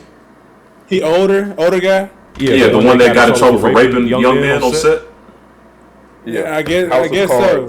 Yeah, that's him. I know exactly who he is. Yeah, because he did a great job on House of Cards. I really enjoyed that TV show. But yeah, he was out here raping men on set, so he should have been homeless. Yeah, so basically, but he did a yesterday. But he basically, that's crazy. But he basically did a interview yesterday, like a post conference type thing, in front of like a lawyer's thing, like house. And he was basically saying, like, he did an interview saying basically he hasn't been able to get a job. And he said he's been homeless, living in different Airbnbs and stuff. He said he feels like people don't want to work with him until he gets the okay from people like Quentin Tarantino and like those types of wonder why. Hey, he was taking booty, girl. I ain't gonna lie. You said that. I didn't know that. I know it kind of threw you off. Yeah, I'm with you. That's why I let you know up front. Kevin Spacey, bro. When I tell you he is a great actor, not even was, bro. His role in House of Cards, Chef's Kiss. But he was doing some freaky shit behind the scenes, and that's why he got kicked off the show. They had to go in a whole different direction with the show. They made a woman the president, all kinds of things, and he ended up losing his role, bro. And it's all because he was out there being too freaky. He was Diddying. He was Diddying. Damn. But Kevin Spacey, he is no actor, bro. Oh, this dude is cold. I did not know. He looked like it though, but I did not know. Damn, that bro is cold. And wasn't even paying for it. He was just taking it. That's him. That is him, and he the same age as my mama out here taking booty. He was out here taking it, man. But no, I think to that point though, Marcus, man, like with Kanye, bro, he has issues where he needs acceptance. And I think that in any scenario, any industry you get in, any kind of in club or any like social circles that you get into, if you have an issue with being accepted and you need acceptance, you're gonna crash and burn at some point anyway. So it's like cause and effect, and I think this is more like cause. Kanye West was a little bit thrown off initially, and that's what made him go and do all this other crazy shit that got him eventually excommunicated by these folks in Black Hollywood. Yeah, in my mind. But that's why I think Wale is a strong brother, because Wale dealing with mental stuff, but he still handles and takes care of his situation in a different way. I don't think they had the same. He get on the internet and he be whining and shit too, and that's why a lot of people fell off of him for a little bit. But the music is still there and good, so he get a little bit of a pass. And I think he's slowed down on that a lot too. Yeah, he has. I just think when Kanye's starting to, I guess I hadn't kept up, but I've seen that he's on an apology tour and he's trying to, get back into good graces. But I think that's all because he knows he's not in good graces. Like you said, he wants to be accepted. So it's like, let me start, and then he gonna go back crazy again. And I'm be like, bro, this is just this is what I feel. Kanye West is just a hard person to be friends with for an extended amount of time. Look, I feel like Kevin McCall need a manager. If you need one, holla at your boy. You feel me? You still can make good music. You're a great artist. Use his TikTok. Put about a band or something to these algorithms. Start getting your TikTok buzz. Drop a project and keep dropping hot projects. You'll be all right. And don't interview ever again. Unless I'm feeding you the information in your ear. You at the entry point. Don't go past that door, bro. Don't go past that door. Unless I walk you through that motherfucker, man. Man, listen. I don't know. What I do know is that, bro, I was listening to some new albums, bro. I was driving. I'm like, bro, I really feel like R&B is sliding back into that 90s feel, like 90s, early 2000s feel, and I fuck with it. Most of it, in my opinion, has leaned towards heavily in that area. I don't know how y'all feel. What y'all think? Y'all I understand where you're coming from with that, but I feel like that's a reach. And honestly, I think it's because rap just ass right now. So somebody, you got to listen to some kind of black artist somewhere. But the music is getting better. It's getting a little more spotlight. But I think it's some outliers to coming back, bro. R&B has made a strong resurgence, but I do think a lot of it is elements of what R&B was initially and how when it was really hot. I do think I'm hearing in production and lyrics and a lot of the pieces is sounding, it's mirroring that early 90s 2000 sound. And I gotta hear an album. I gotta hear an album. Kalani. Tommy Richmond just dropped a single with Brent. Got the same feel. I mean, everything that I've been listening to, I've been like, all right, it's given they trying to slide back. Yeah, they try. I gotta hear an album that maybe two that hit the real value of that, and I'll agree with you. I'm hearing singles. I'm hearing some real great production behind some singles and some real R&B hits that we ain't had in a while. But the 90s R&B, bro, that's a golden era. Different. It was different. I feel like they're trying. What I'm saying is like I can hear the reminiscence of it in the music, and it's like, are they leaning in that direction because of how well R&B did in that era? I think maybe a better way to put it is that R&B is trying to enter another golden age. But I don't think they're going to do the same thing they did in the 90s and 2000s. Gotcha. It ain't enough love in the world for us to have the same music we had in the 90s and 2000s. But that's what I've been hearing a lot of the R&B goats say, that we need that type of music back in order for R&B to really, like, it's got to be for real about love, for real about like sex when it comes to actually wanting to be with that person type music. Brother. Chicken and the egg. It's chicken and the egg. The music don't make you want to go out and be in love. The love's don't make you want to go out and make the music. And we don't have love, but I feel that's what I'm feeling like the age is sliding into though. More people feeling a little bit more, you know. No. Okay. Nah, bro. Just because you get in a relationship don't make you mean you're gonna make better music. No, bro. We're just getting old. Everybody want to be gangsters and outside right now. Yeah, bro. I would say that when everybody put the 1942s down. Well, I say that because I did listen to some new albums, bro. Tommy Richmond dropped a new album. He got a single on there called "Bother Me." I don't know why you bringing up this colonizer. The fact you just started talking about R&B going from the 90s, you just brought up. Wait a minute. Hold up, bro. This man said has R&B gone back to 90s, early 2000s, and then want to bring out Tommy Richmond. Colonizer. Play the single, bro. Play it. No, I'm not playing that white man on this. Play it, bro. That man. Hey, Tommy Richmond said. Tommy Richmond got nominated for a rap Grammy. He said, "I don't make rap music."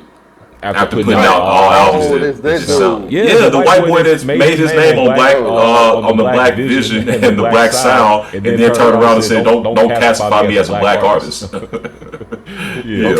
no confidence like me. Hell no. I'm just saying, bro. The album go crazy, bro. I ain't locking on pigmentation. That's why you Brent Ice Ass or Cold Ass, whatever the hell it was. Yeah, Brent his label head. I know he is. That's why I said it. Just Tommy Richmond brings back 90s R&B? Hell no, cause he got no questions, baby. Bro, if you play the new song, bro, y'all don't want to play it. All right, we're gonna skip that one. Tems, my girlfriend, bro. Tems, she dropped a new album, a new project, not an album. Yo, what? She got a single on there, bro. That's my girlfriend. I love Tems, bro.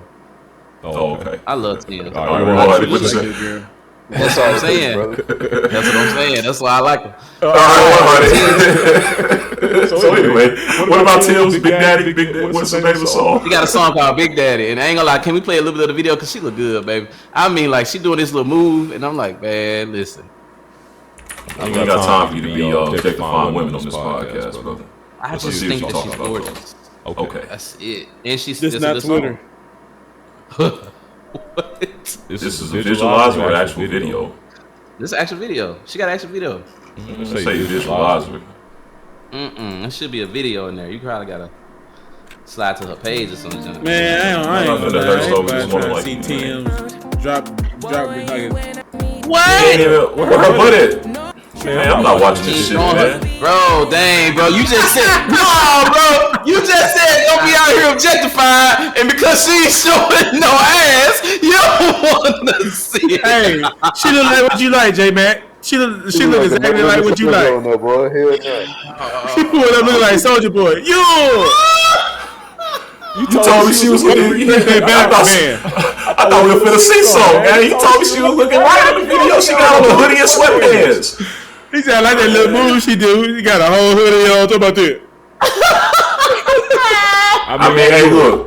Never, I ain't gonna put it out there, but we know what it is. It makes sense. He got going on. That's why it makes sense. He don't see. He see, but he don't see. It makes sense. Yeah, it makes sense. Nah, shout out to Tems though. We gotta objectify women. I just want to make a quick joke. We love her music. We love Afro beats. You know what I'm saying? Who else got? What else is dropping? Nah, we ain't talking about Sailor neither. I don't know nothing about Sailor. Bro, we ain't gotta listen to it. Y'all ain't listen to Sailor, bro. She cold. What is Sailor, bro? Man, Sailor's an R&B singer as well, bro. She Asian. She from Florida, and she be like got like some black grills in her mouth. I think that's a little weird, but like that's her artistry, bro. She's another appropriator of the black culture. Kinda, yeah. She got a. What's up with you, J-Mac? Hey, you might be an enemy for progress, gang. I'm gonna call Dr. Umar. I just appreciate, when somebody do the art form well. You know what I'm saying? And she's doing the art form well. In my opinion. Bro. Get out of San Antonio. Go to Nigga need some culture, man. It gotta be some influence in this, man. I don't know what's going on, bro. West Side. West Side. Anywho, back to a black artist on the list. What do you first off? Since it's been some time, what y'all think about Summer Walker's album? I have not listened to it, but I love Summer Walker. 10 out of 10. Speaking of loving Summer Walker, it's some leaked audio out here of her. It ain't leaked. She put that out there. Just saying. Look, I say leaked. I don't know. I heard it. I don't know where it comes from. So I'm gonna say leaked. You hear me? But hey, man, it sounds like she want that old thing back, and she don't care what's attached to it. Sound like she talking about be a side chick. But anyway, for everybody that don't know the details, she has audio out there of either a conversation or a voicemail or something that she left Rich the Kid, which is her ex, who is now engaged or been engaged for about 7 years to what's her name, Tory Briggs or something. Tory Briggs. Mm-hmm. Yeah. I think I found some audio if y'all want to hear it. Yeah. Let's hear some drama real quick, man. Shit, this is the right thing. Let's see. Alright, we doing this live, so we don't know if this is the right video. It look like it is, though. It just came out yesterday. It's gonna be the right one. Hell no, that ain't it.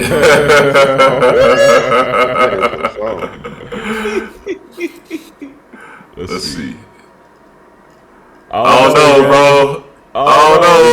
That's so Rich the Kid. You still got Tems over there. Yeah, it should be alright. Let's see if this is it. Right now, does it sound right? Yeah. And they say when you're 50, your true self and your true feelings come out. Oh, I'd have had something like that before. I don't know. I don't want to wait till tomorrow and I don't say it. Yeah, shout out to the women that call you when they tipsy. They gotta tell you what they gotta tell you. And I want to see you. And I want to hang out. Yeah, you want to hang out though? You want something to hang out?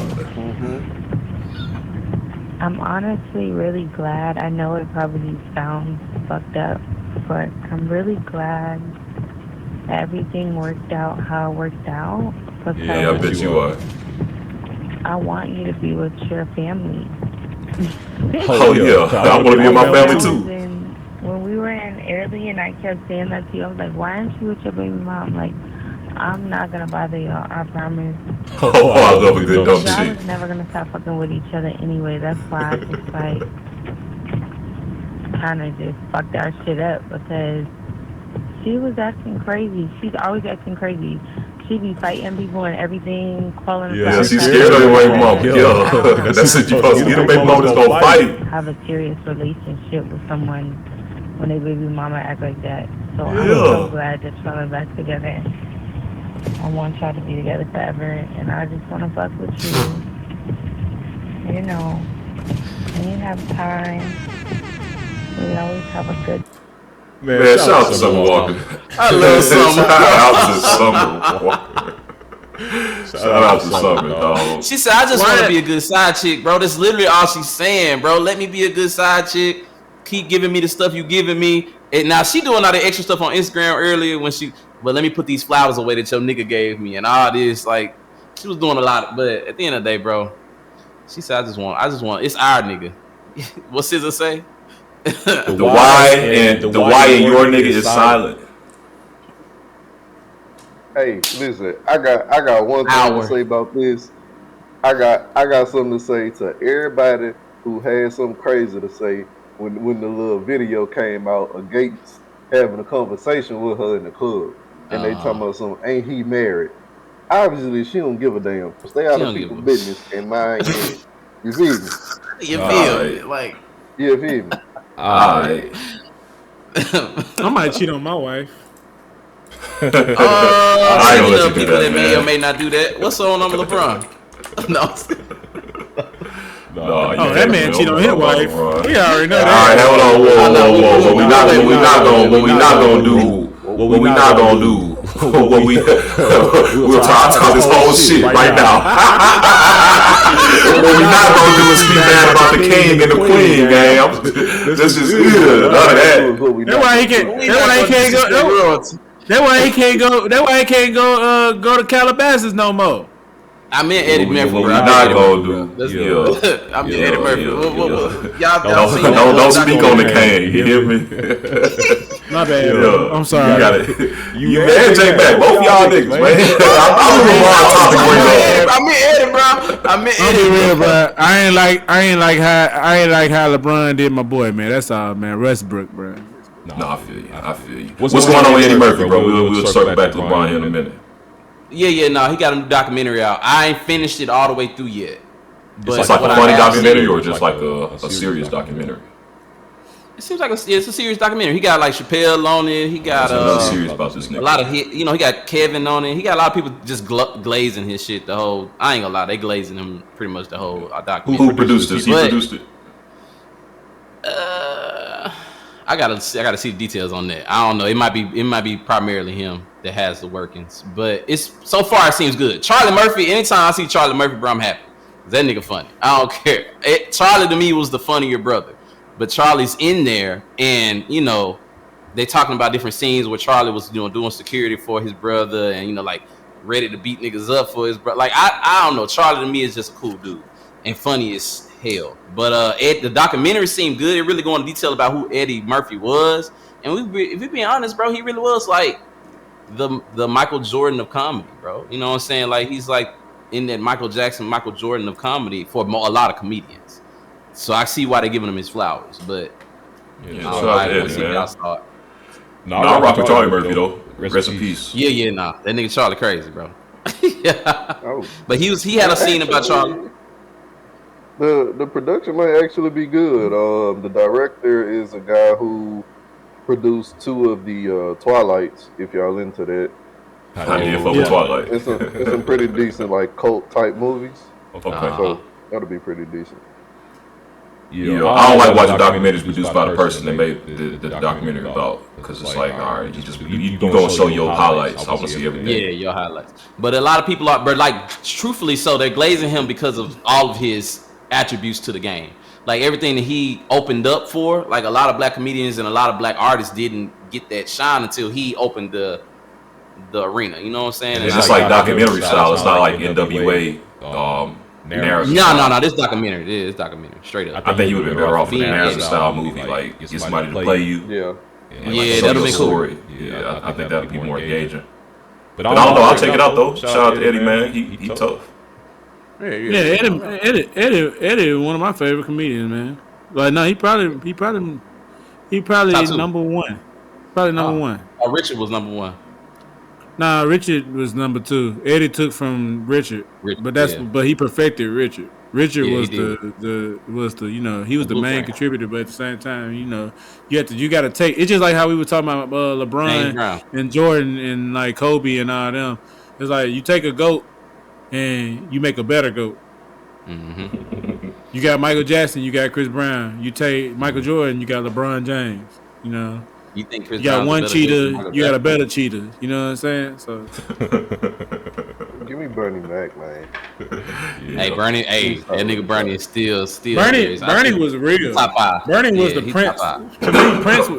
To me, Bernie was the prince of comedy. Yeah, he took it. He did his own thing with it. He made it his own style. It was different. Real musician. Underground king. Yeah.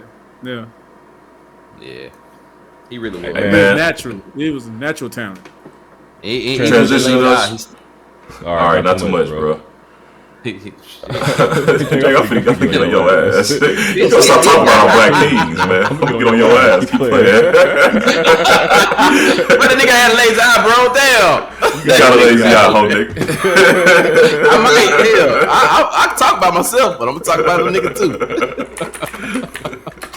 All right, that nigga I used to stay drifting off on the show. I'd be like, bro, goddamn, that made it funnier.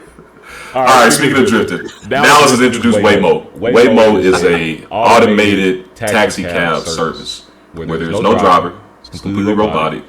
You get in the car, it's going to take you where you want to go, and you don't have a physical driver. And this is being rolled out in Dallas, I think, as early as 2026. Dallas doing a lot of growth, bro. They done brought down the Texas Stock Exchange. They building fucking resorts and stuff here and all kinds of stuff. Dallas is just doing some big stuff. I can't wait to leave. I knew it was coming, bro. I knew it was coming, bro. They doing some great stuff. I can't wait to leave. Busy. I do not want to live in this mother no more. I'm straight. They doing some great stuff. I can't wait to get the fuck out of here. What y'all think, bro? Would y'all ride in a robot taxi cab, a car that has no driver and it's gonna take you from point A to point B? Count me out. It depends on how far point A and point B is apart. If it's right down the street, I'm on it. I ain't hopping on no E-way, no robot, no self. I don't care where we go. Dallas North Tollway in a fucking robot car is probably crazy. Yeah, nah, ain't happening with that. I'll try it though. If I get like in a wreck, I'll swim and get a couple weeks off work. It's win-win. If you die, it's no win. Your people win. Hey, if I die, I ain't gotta work no more.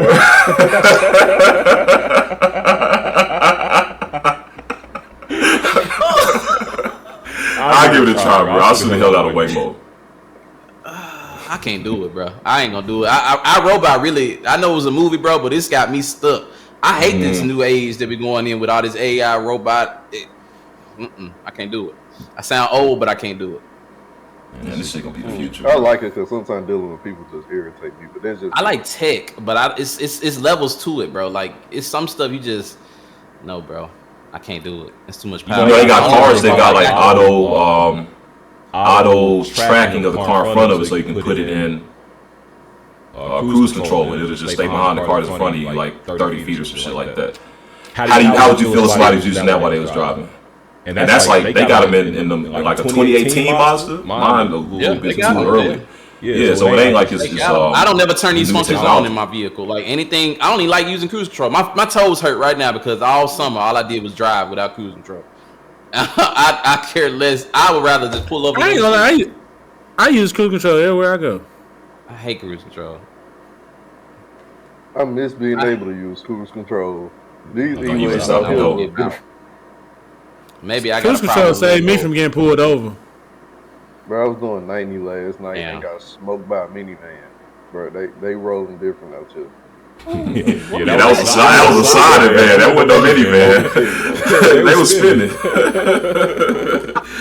You and the D, they was up there spinning.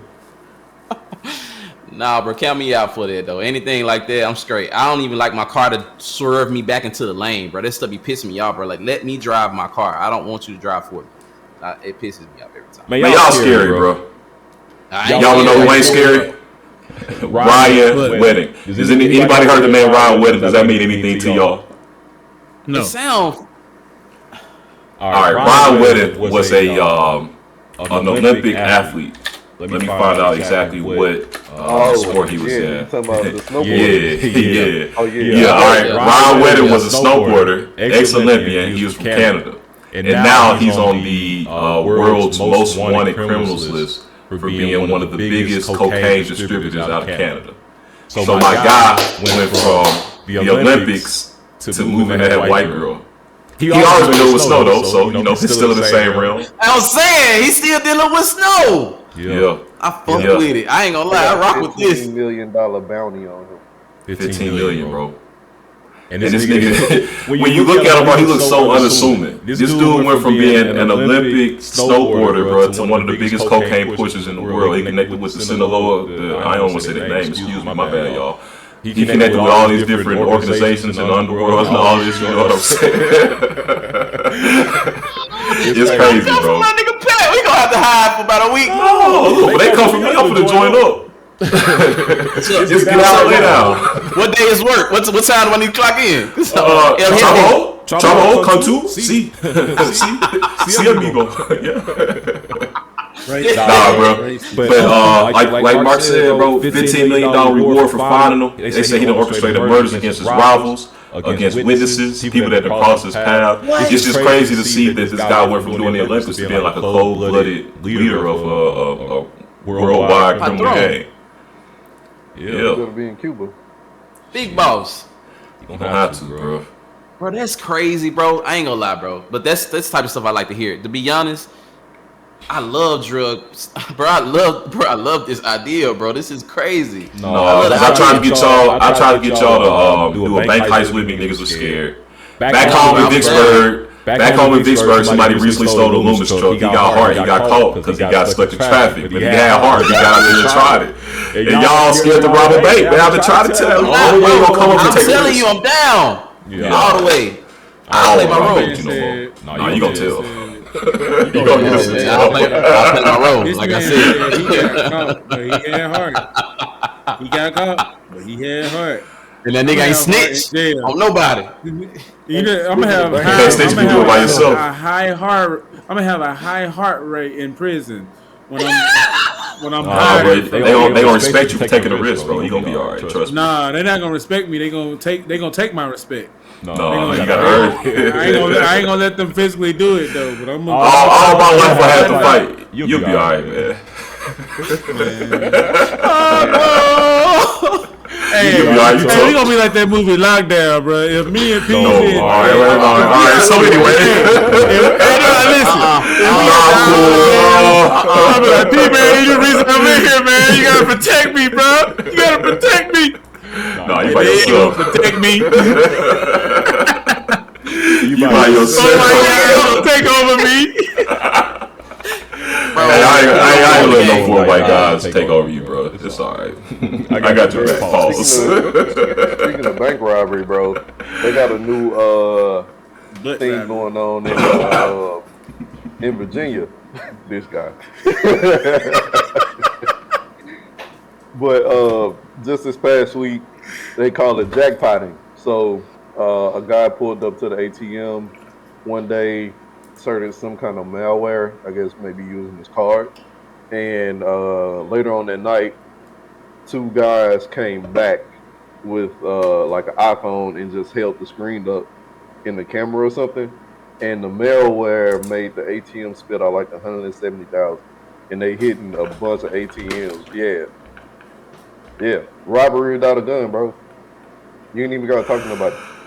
When I tell y'all, I was just on the internet looking at Raspberry Pis and those little mobile computers you can carry around with you about $50. All you need to do is get it to the RFID codes, Bluetooth, and all this. Blah, blah, blah. So anyway. On GTA, chat. On GTA. Yeah. Grand Theft Auto, Watch Dogs, a little video game where you can go hack shit. You know what I'm saying? I ain't talking about real life. I would never. Look, a nigga like me hacking some shit, bro. I'm from Mississippi, man. I can't hack no shit, man. I'm from the country, dog. You teach them about computers in school. Computers? Man, we don't use no computers, man. We do hard labor. They're going to give you a wide rule binder.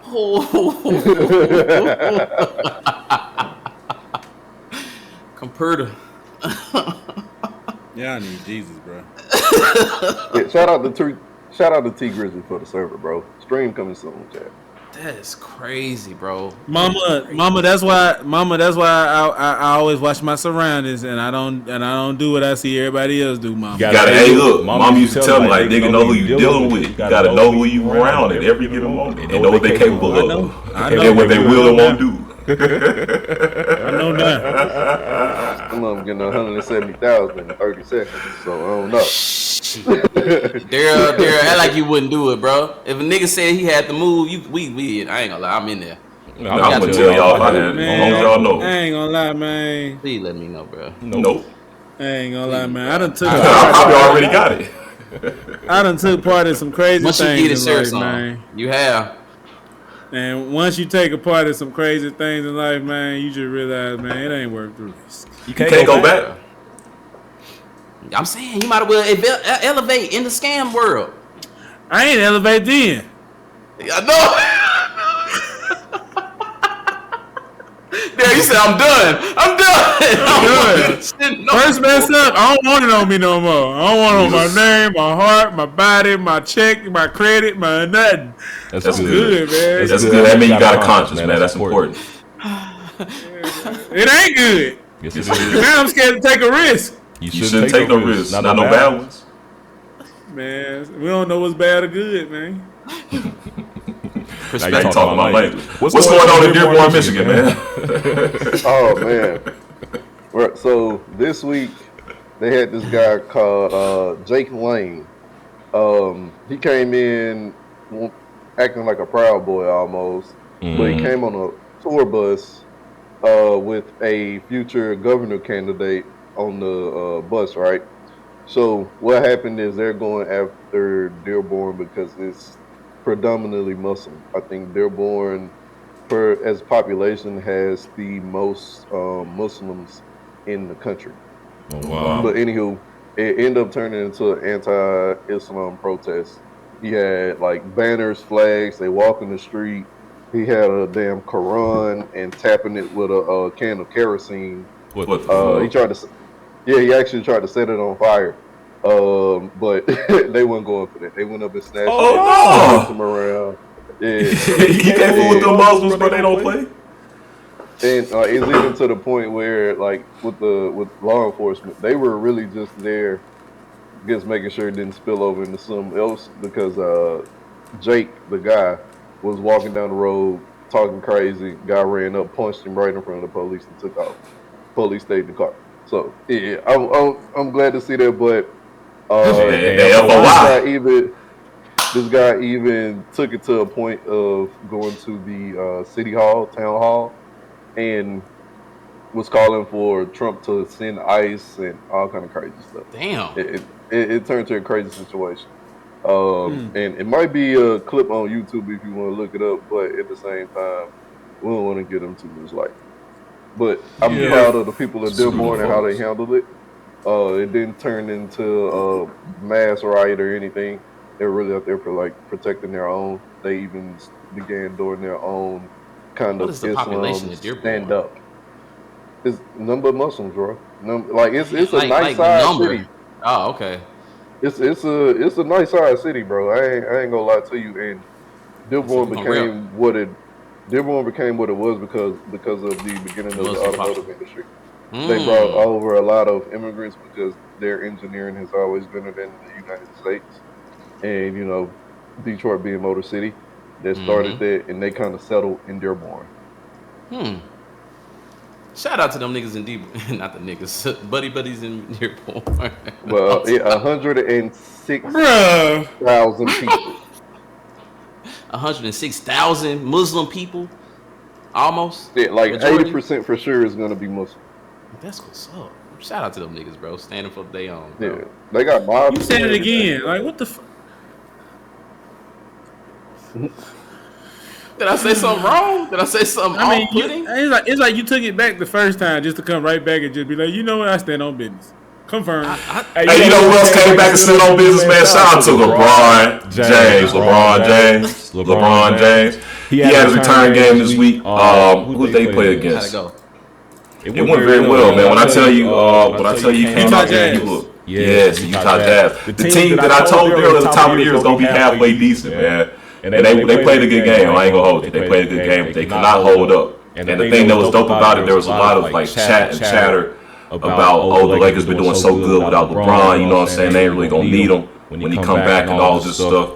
And I can agree with that. Like the Lakers have been playing well. Luka's been doing this thing. Austin Reeves been doing this thing. DeAndre Ayton holding it down in the center.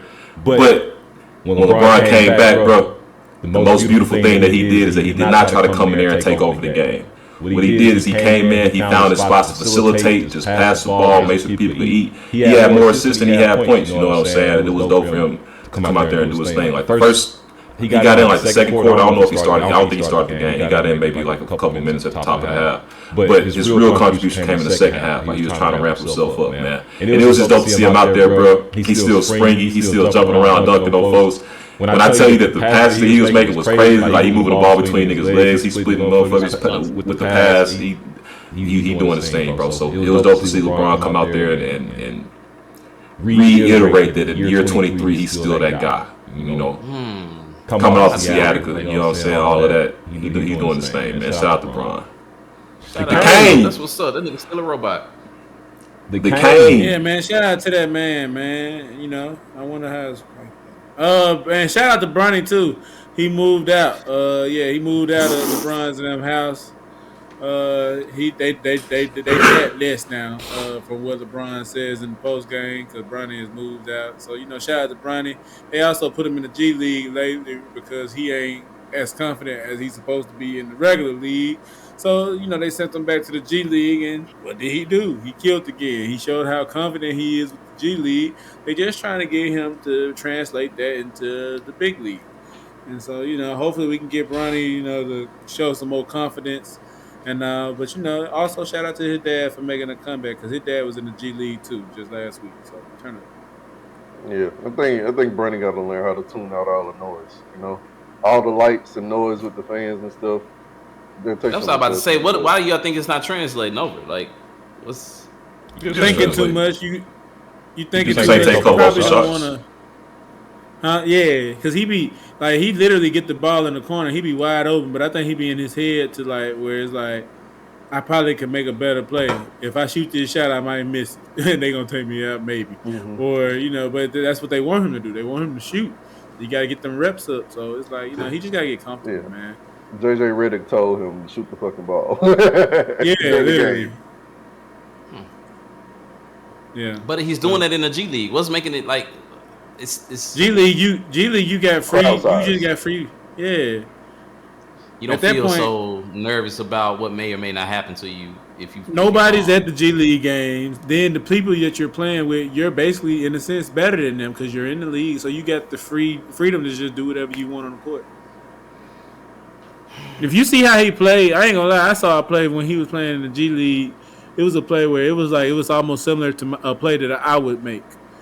I'm not good. No, I'm not saying I'm good. But what I'm saying, the play was when I saw it, it looked similar to what I would do. It was like in a sense where it was like, I feel like the certain thing that he did, the certain play that he made in the G League, I feel like if he was to do that same play in the NBA, it wouldn't have went the way. So that's why it is levels to it. I would say that. There's levels to this stuff in the NBA, and I think that's what it's just showing at the end of the day. The G League is different than the actual NBA. The G League is your development. It's a development league. Ronnie need to go hang out with LaMelo for a little bit. Just give him a week with LaMelo. Be polished. It ain't even about the polish. It's just about LaMelo coming in the game, and I think it's to the confidence point or just not giving a fuck. But he'll do some wild shit, bro, like some backyard. I'm gonna just throw the ball up from half court, or I'm gonna do a spin move into a step back into a pass, and then they're gonna give me the ball back, and I'm gonna go here and do a turnaround and then throw it up and make it.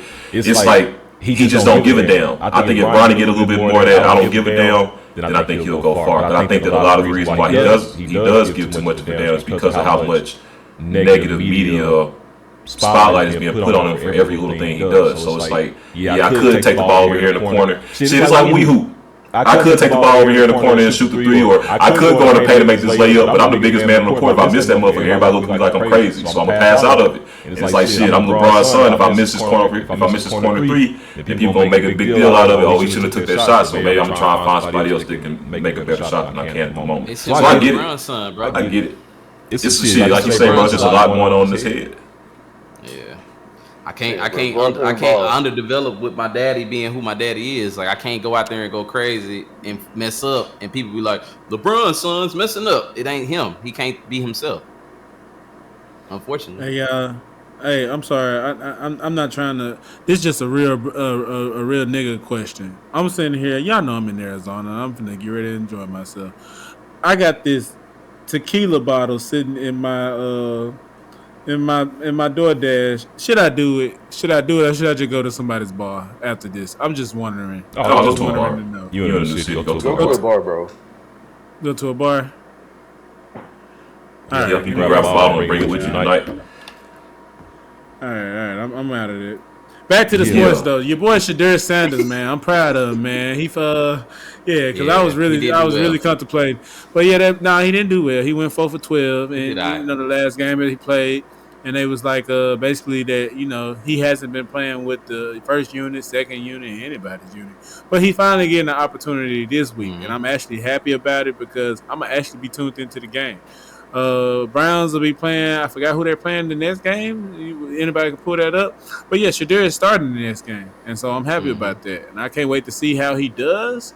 Hopefully, he does a great job so he can shut the haters. I at least want him to do well the first game, so they can shut the haters up. And at least we know he can play. And then after that, whatever happens, it's the developing situation at that point. But yeah, Shadur, man, congratulations, man. He got to start. How y'all feel about that, man? Starting this. You ready to dance, my brother? Yeah. All right. So Shadur, 25% pass completion, 4 out of 16. He missed 12 of them.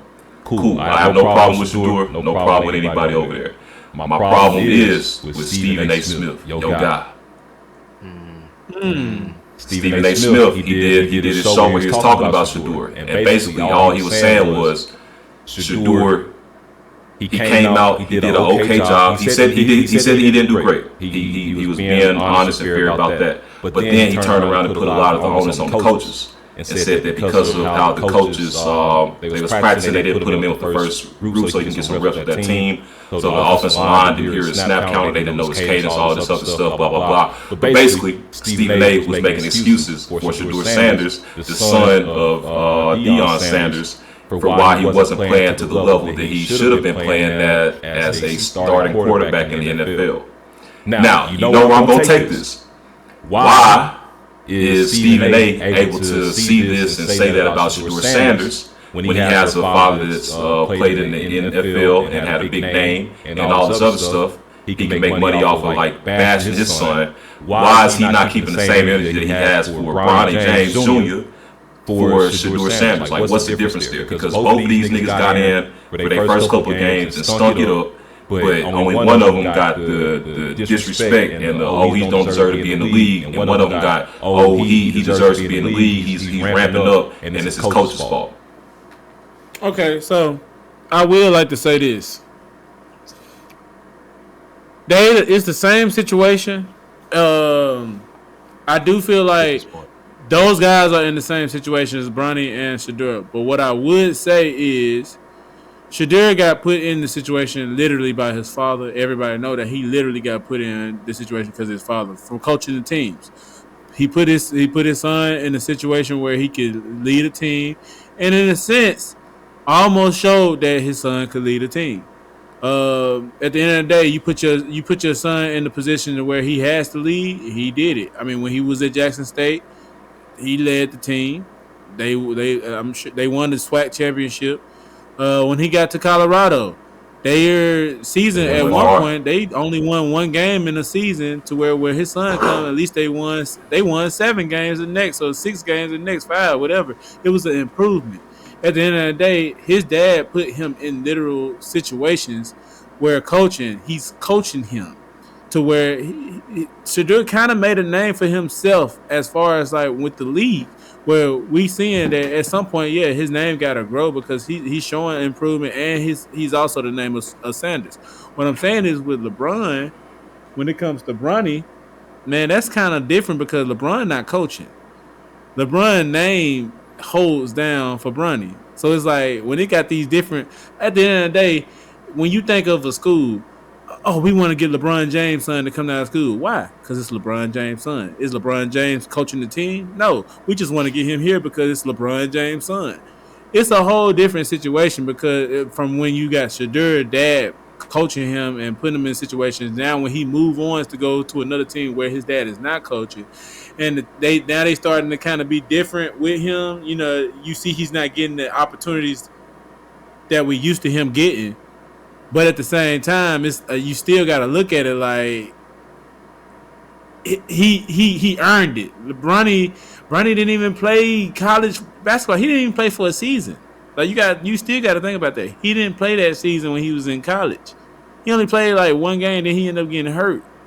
You know, from when he had that heart problem. Mm-hmm, So I mean, that's where the difference. That's where the difference come in, man. I mean, I'll be honest, Bronny. Even when he was in college, he didn't earn his spot to be in the NBA.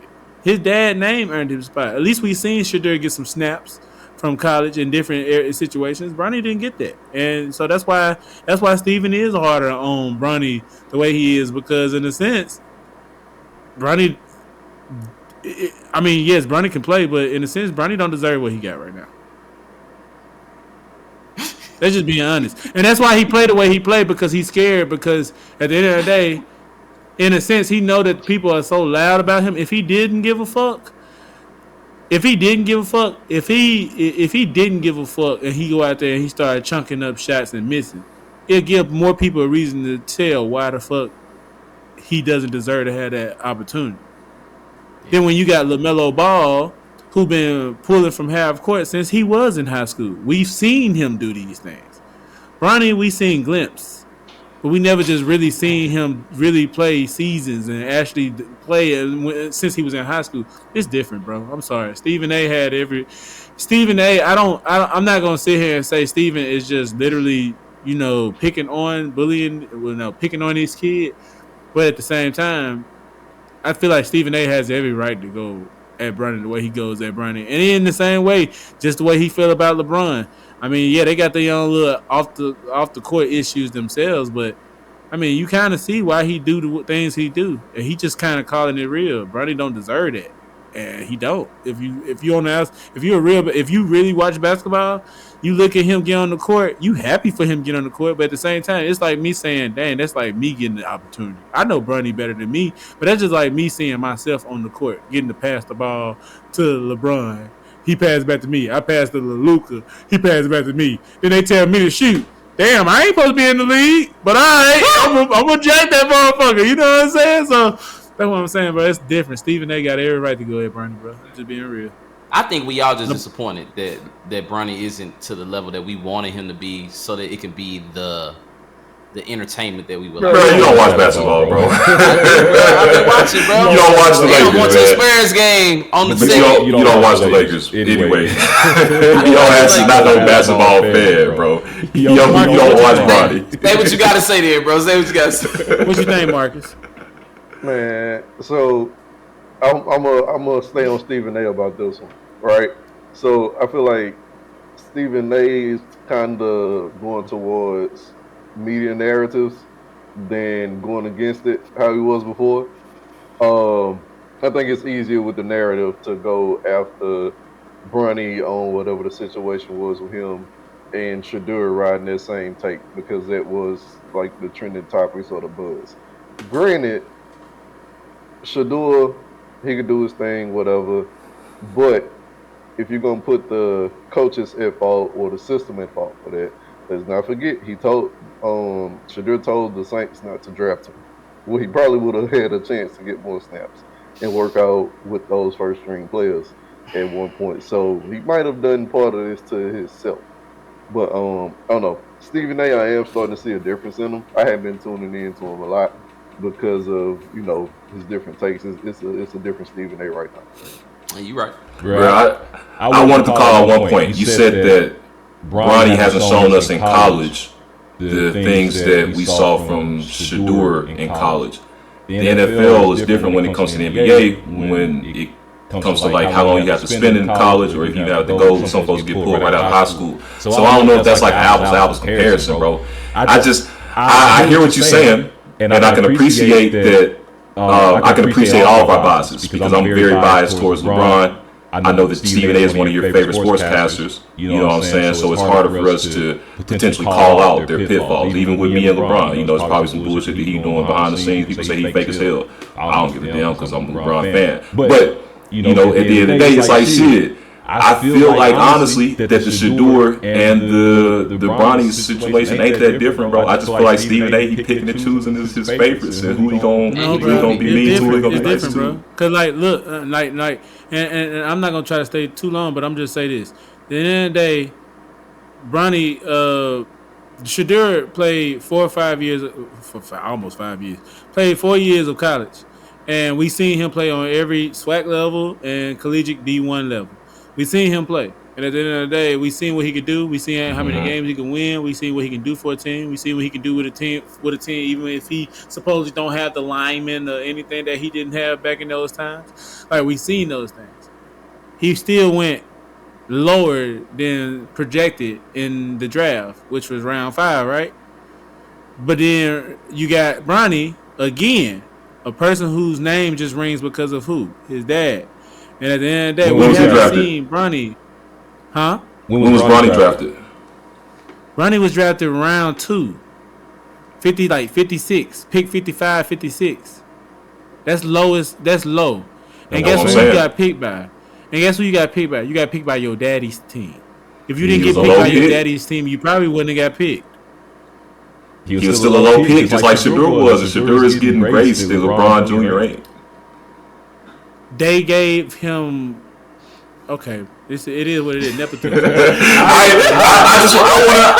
I like the back and forth, and I can appreciate that you have a different perspective than I do. And so it's like I don't see how Stephen A. could potentially justify how he treats Bronny versus how he treats Shedeur. And I got a question too, right? Well, more of an observation. If you got Bronny and Shedeur, Bronny really didn't play in college, right? And it's showing that he didn't play in college or have that experience at a very high level. Shedeur got a decent amount of experience, but when it comes to collegiate ball level, SEC and all that is the semi-pro levels. He got kind of mid-tier experience, but he still got experience. And with that experience translating, could it be a difference of the type of experience he got? Did his dad actually build the football or his offense around him? Shedeur? So he still got put in through his dad, just like right. Is he having some troubles adjusting to a coach that has an offensive program, and no matter the quarterback, you're expected to deliver in that program? We're not building a program around you just yet because you haven't produced yourself to be a starter. All right. All I'm saying is Shedeur, but what I'm saying is Shedeur still has the experience. So why are we not seeing more from him? He's because still he in hasn't comparison with Bronny, but he still got more reps. Because what you talking about as in-game reps? No, yeah, I'm just saying, like, Shedeur had much more college experience. He played more snaps, more possessions than you can compare to a Bronny. But they're still in the same conversation. So does that experience actually translate or not?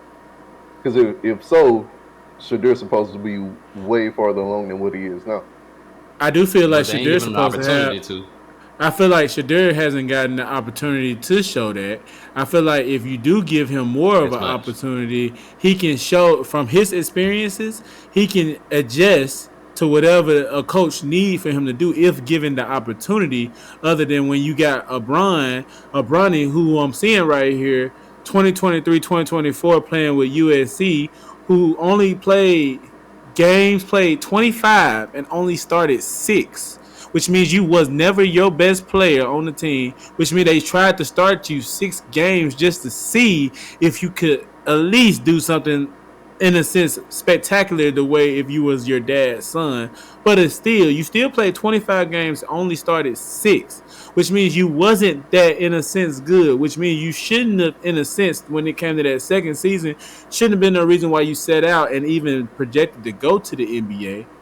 That means that was a decision from your pops and them, because they knew, in a sense, that school wasn't going to develop you the way that your dad and them wanted them to develop you. So they skipped the process and say, you know what? We're just going to draft you as round 2, pick 55. So many other players, I'm sure, that was on that USC lineup that is better than Bronny. But instead of picking somebody else, they picked Bronny. Now, when you put Bronny on the court, you can see Bronny doesn't have the experience. Yes, you put him in the G League. I mean, it's just like me, technically. I can sit here and say I can go to the G League and ball out. That's a lie. But if I'm in the same position that Bronny's in, how he's grown and how he's been playing AAU and all these different. When you playing in the G League, that's no different than playing AAU ball. So you can ball out because that's what you're used to. He's used to that. college basketball is the next thing close to the NBA because it develops you. That's why they go to either NBA. That's why they go to college basketball or they go overseas to find the players for the NBA. Bronny took a route. His dad made him take a route. At the end, it didn't pan out the way they wanted it to. But they still found a way to get him in the league. It's showing right now that his dad got him in the league with this play. Because every time they put him in the actual game, Bronny is not really doing nothing but being a body on the court. He passes the ball. Catch. We just seen Bronny go off in a couple of games in the league. But I do want to say that I appreciate one highlight play, 2 highlight plays probably a year when he done probably only played. I don't know. He don't get a. I mean, if we go look for him, we can find some highlight plays. He get more playing time than Shadur. If we go look for him, chances than Shadur. And that goes to say that Shadur probably isn't doing the things that he should be doing, or he should get more playing time. And it also should say that with Bronny not having as much playing time in college, his expectations shouldn't be as high, and Stephen A. Smith's criticism shouldn't be as much. But I ain't saying that to argue with you. I do want to say that I appreciate you standing on your pivot and being able to take on the jump. Because me and Marcus jumped your ass, you feel me? J-Man tried to get this in for you. Hey, I appreciate that too, but all I'm saying is I understand where you're coming from. Dude, it just at the end of the day, you just gotta look at it. Deion ain't in the NFL, so Deion ain't got no say so right there. And also, Deion supposedly got beef with a lot of the people that's in the NFL. So we don't know how that translates to Shadur even getting the opportunity. We don't know how the Browns, at the end of the day, like they said, at one point, they brought him in as a pick, and they didn't even have him in the lineup as far as being a quarterback. Like, he was, like, off that list. He was, like, in the practice squads. He wasn't even in that list. But I bet if Bronny was in the NFL and LeBron was in the league and he was on the team, I'm sure he would be in that lineup at some place where he at least a third string. That's what I'm saying. Like, it's a difference between a Sanders and it's a difference between a James. That's why they go hard on the Sanders, because in the sense they believe a Sanders deserved the opportunity because he been putting in that work. They even if it was designed around him, we've seen it work. If you can make it work there, if you're going to put him in a situation, you're supposed to design it to work for him to where you can be able to translate to win games. But you got a person like Bronny who's never been that experience, we never seen that experience. We just want to see if he can do something. And you can't even show us that. Shadur has his first official start this weekend. We're going to see how he do shit tomorrow. We're going to see how he do. And I don't care how he played. I want to see how Stephen A. going to respond to how he played. I don't give a damn about Shadur. I don't give a damn about Bronny. I want to see how these adults going to talk about these kids. And make sure it's fair. Hey, shout out to you, Daryl, for real, man. One comparable situation to Bronny's inexperience of playtime in college is Kyrie Irving, though.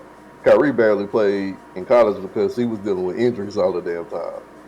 And I don't know, if you a hooper, you a hooper. Man, if you a hooper, you a hooper. We seen Kyrie hoop even before he got into Duke. We seen Kyrie hoop. Kyrie was a hooper.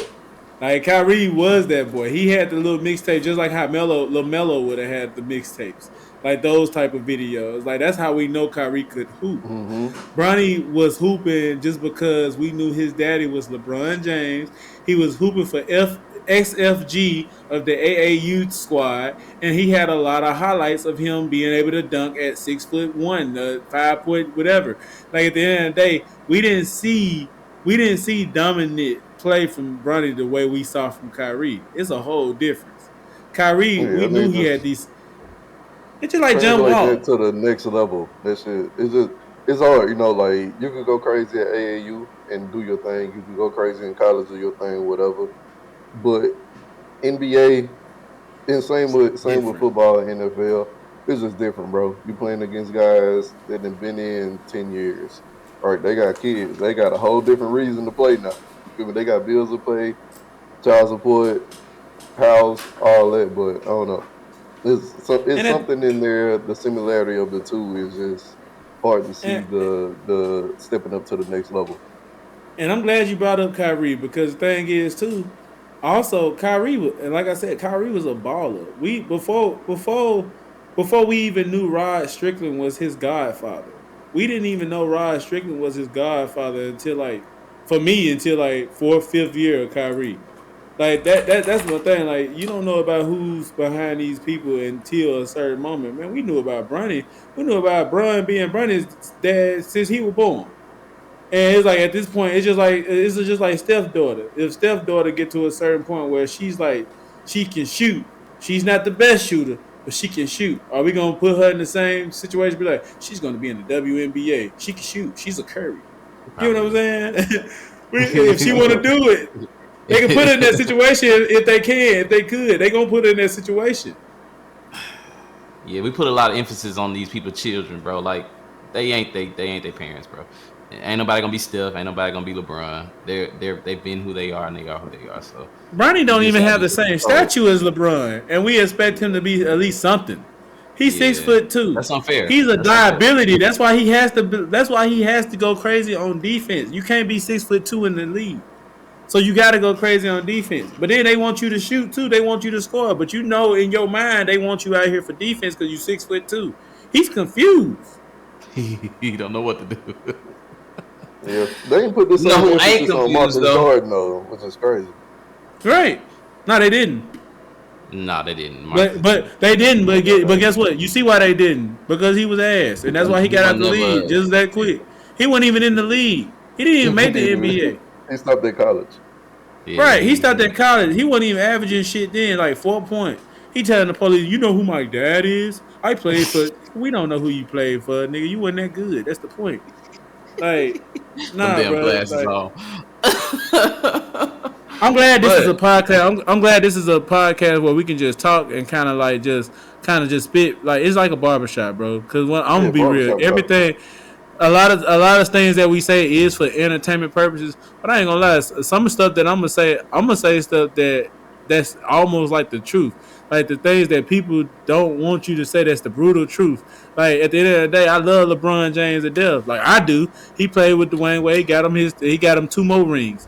At the end of the day, all I'm gonna say is, bro, Bronny ass, bro. And I ain't gonna sit here and act like if I met LeBron James, I'm gonna go sit here and go back on my word, man. Yeah, Bronny was real good, man. When he got the opportunity, he was good. Know.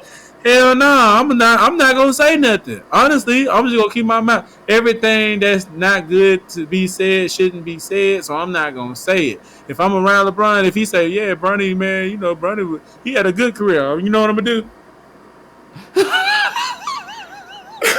I ain't gonna say nothing. I love you, LeBron. I'm not gonna disrespect your son like that. But then if you want my honest opinion, man, he was ass. Is he gonna stay ass though? That's the thing. We think he gonna grow. We think he gonna. Yes, he gonna stay ass. Once LeBron retire and give it about 2-3 more years, honestly, they gonna try to give him 3-4 more years on the Lakers team. They gonna try to on the Lakers team. They gonna try to give him a chance, bruh. At some point, they gonna drop him, and it's gonna be Marcus Jordan all over again.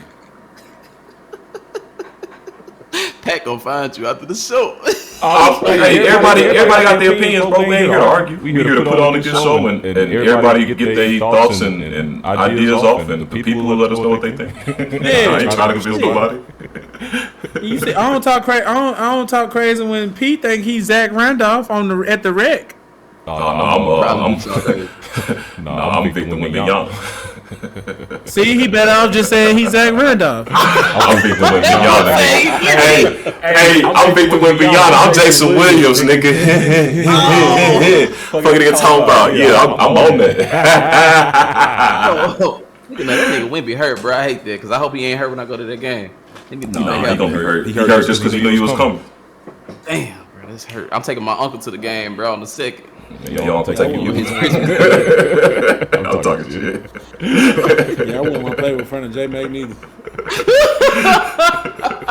Y'all some haters, bro. But you know what? It's okay because you know we got a good game coming up on Sunday, and I'm expecting a really good game on Sunday between the Dallas and the Eagles. It's a very important game for the Dallas. Not so. It's gonna be the first game I cheer for the Cowboys. I actually been rooting for the Cowboys this season because I like who they have, but I just it's an Eagles game. We gotta win. I don't care if we win this one though. What kind of fandom is you? Talking about you don't care if you win. Your man's hitting the Eagles emote. Your ass talking about you don't care if they win. I think he more a fan than you is. No. Listen what I'm saying. We don't have to win this game. Dallas has to win this game in order to be playoff eligible. You ain't no competitor. We're supposed to win every game. We don't have to win it. I want us to play a really good. This is the thing. Dallas could expose us. We already got offense. You fall with the world today. You all incarcerate surprise ass niggas. hey guys, we don't have to play hard today, okay? Let's just go ahead and have fun and we'll be alright. As long as everybody has fun, we'll be A-okay. I've been working with kids too long. Yeah. Go kill somebody on the field. Nigga, win. By any means necessary. Cheat. It don't matter. It don't matter whether we win or lose. They still gonna talk shit about Jalen, and that's what I don't understand. This nigga's been playing at an elite level, and niggas still gonna talk shit. So it really don't matter. People love to hate. Who been playing at an elite level? Jalen, Hurts, and they still gonna talk shit every time. Find a reason to say J-Mac watching football now, so if he say he playing if he say he playing a legit season, I believe him. J-Mac a football fan. He ain't no basketball fan. I locked in this season. I locked in, but this is the thing. I just genuinely feel like every time Jalen does anything, because his whole mindset is, I'm just trying to get a W. The league, for some reason, they don't like that. I don't know why, that they want him to take chances and do stuff that other quarterbacks are doing, Josh Allen. But at the end of the day, they winning. I don't care if they win at low score or high score. So should nobody try to compare themselves to him? Who? Josh Allen. They just lost on Thursday. Yeah, but they ain't. But this is the thing. They blaming it on everything but Josh. They find every reason to say this ain't got nothing to do with Josh. And they got beat by the Dolphins. Exactly. But they still gonna try to pivot and be like, well, it was this and it was the defense and nah, bro. We don't have a large season. I've seen a black quarterback in the league. I seen Pete body language when y'all brought up the Dolphins, man. That man said, "Damn, bro, why y'all gotta put my nigga Josh?" I called out Josh Allen first, bro, but yeah, fuck the Dolphins because we shouldn't have lost the game. Hey, look, I just jumped on the bandwagon and these niggas they decided to have a horrible season. I was a low key fan last year. Now I'm doing it out in public, and now they want to be trash, bro. What the fuck, man? Hey, y'all see I'm having a good year, so I ain't tripping. Who y'all got for Sunday though? I'm going with the Cowgirls. We winning that. Okay, you going for the Cowboys? Cowgirls Sunday, bro. Okay. I ain't worried about that game. I'm worried about the Rams game. We playing the Buccaneers. Oh, Bucks got that. Hey, man, whatever. What you trying to do? What you trying to do, fool? Bro, we 8-2, bro. We ain't lost the game in a while. The Bucks finna get on that ass. It's the perfect time to lose. All right. 20. Who you got Sunday, Marcus? I mean, if we talking about, oh man, Eagles. Jalen. Let me get on my Gilly. Jalen Hurts. So it's a win then. All right, yeah, we gonna. I don't know. I ain't tripping. I kind of want both teams to do well. I've been watching both avidly this year. But hey, man. I want to see a good game, bro. I want to see a good game. And stop back drinking Hennessy.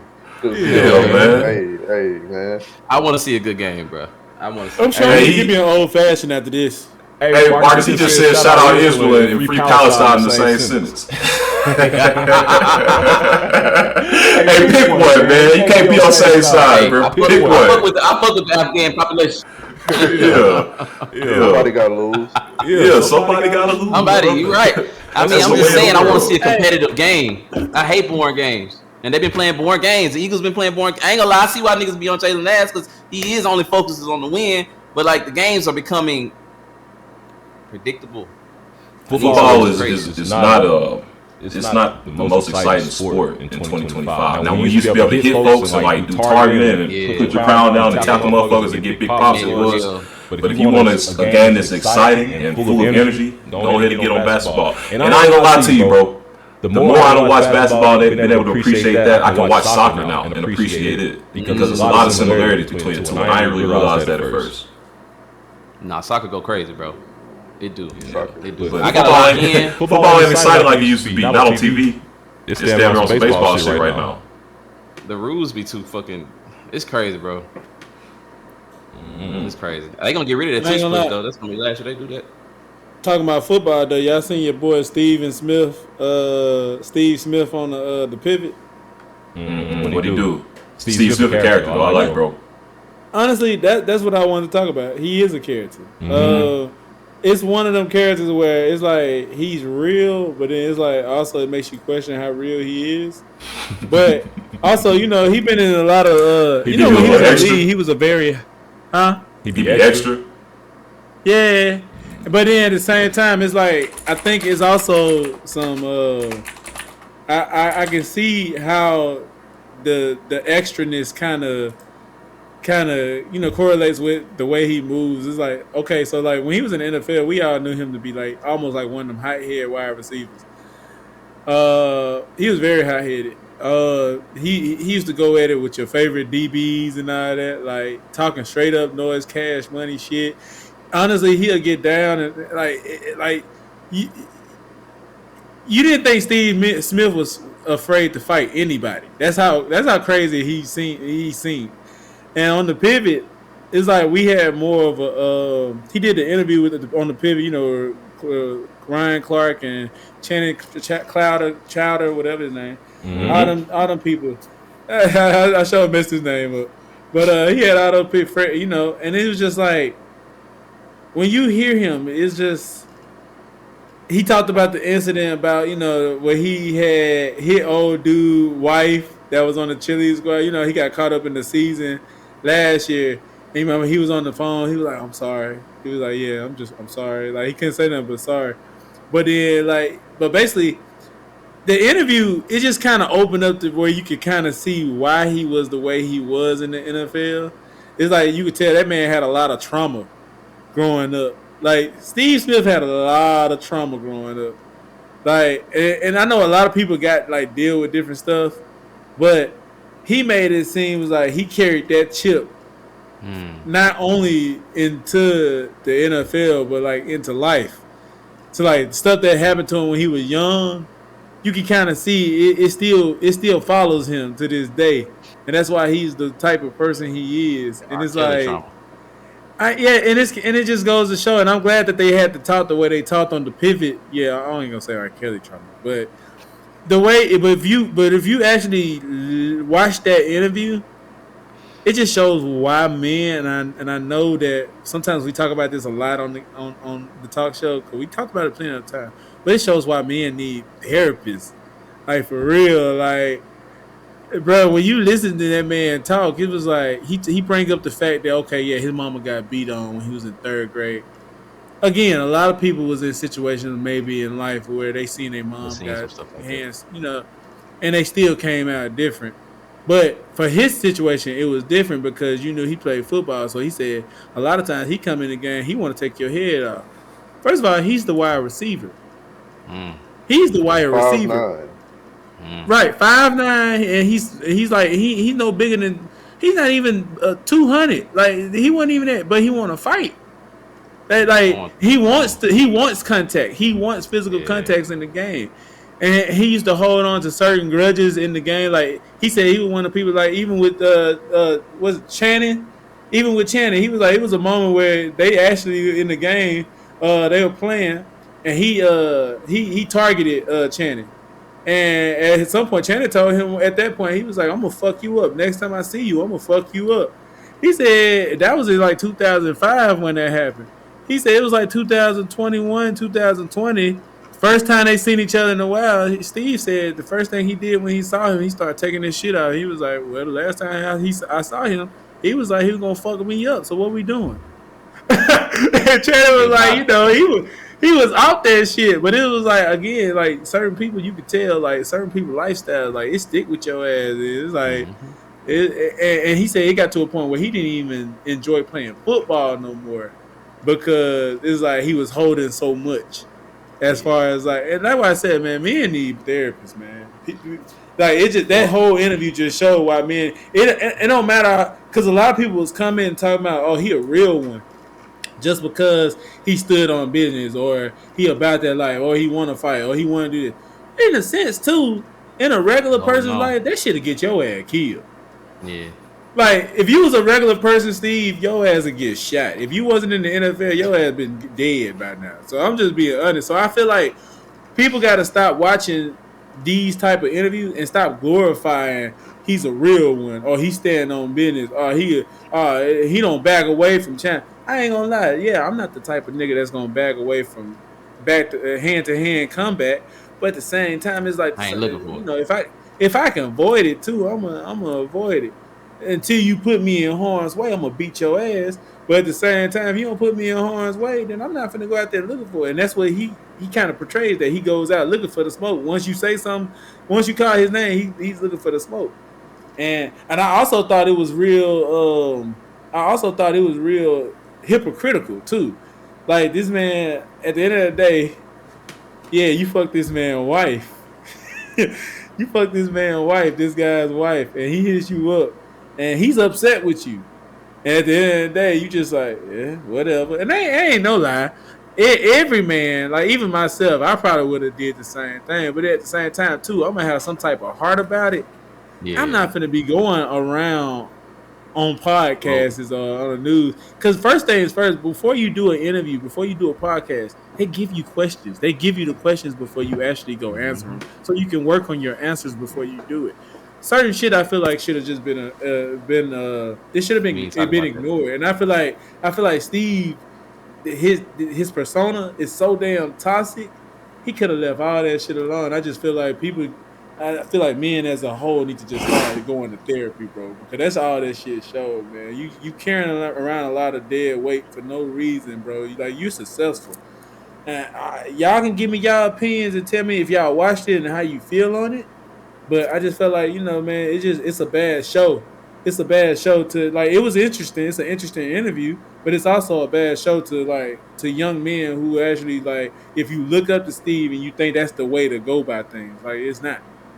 They just being real. It's not. I can feel you, bro. I definitely had to learn at an early age that as a 6'4", 6'5", 200-pound motherfucker, if you do the wrong thing, somebody's gonna shoot you. They're not finna fight you. So I couldn't be no wild ass Steve Smith on 5'9", 160, so I can go out here wild and people ain't gonna take me as a real threat. I'm talking about my whole life. If you do the wrong thing, they not finna fight you, bro. Niggas not finna rumble with your big ass. So I had to learn early that shit ain't it. But I will say that I agree with the point around therapy, and you said that he's carrying a lot of shit with him. I've never done therapy, but I've learned a lot about it just from like YouTube University and interacting with people that have done it. And I was dealing with a psychology major a few years back, and I learned a lot about therapy through that too. And what I feel is that therapy don't make you stop carrying the shit that you got. It just show you how you show up in the world while you holding it. So it's like, yeah, you got all this weight on your shoulder, but you know that you need to know that when you walk in this room, you look like you crooked. So I'm gonna just put a mirror in front of you, let you know that, hey, you walking crooked. Everybody carrying weight, but your weight make you like you crooked. So you may want to straighten up a little bit. And I think that's the thing that we don't have. We don't have other folks that challenge our perspectives and challenge our thought processes and the way that we was raised. It's easy for us coming from where we from, being in a very limited scope, limited environment where you don't get to see a lot of shit that go on in other worlds and how people live. It's easy to think that the way that I'm raised is the way that everybody's raised. And that therapists bring that mirror up and show you that, hey, no, you weren't supposed to start having sex at 13 years old.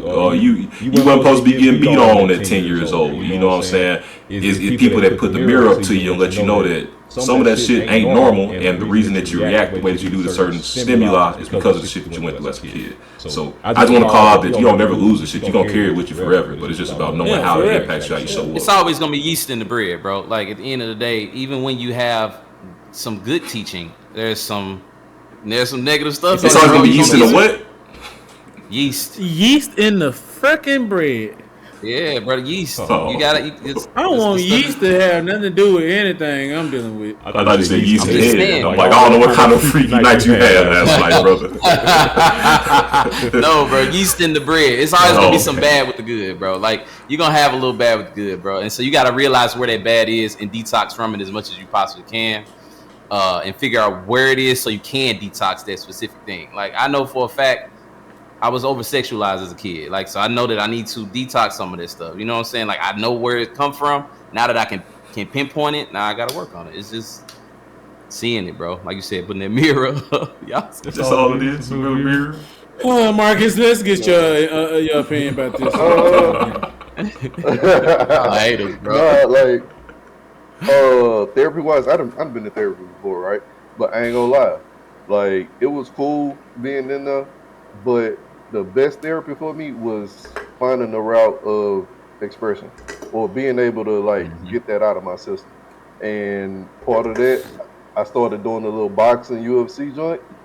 So for some reason, being able to take whatever I had going out on that punching bag made me feel way better than months of therapy. So I mean, if he was traumatized and he went to football and wanted to knock somebody's head off and it made him feel better, hey, go for it. We in a world where right now the youngins out here want to spin on everything. Go to that court. I mean, go to the court, go to the field. Something you can legally knock somebody's head off and live and make a good living from, right? And granted, we were just talking about how boring football got. That was an era of trauma that we watched. The niggas was crazy. The niggas was badless. Hey. They had no fun. They had a whole lot of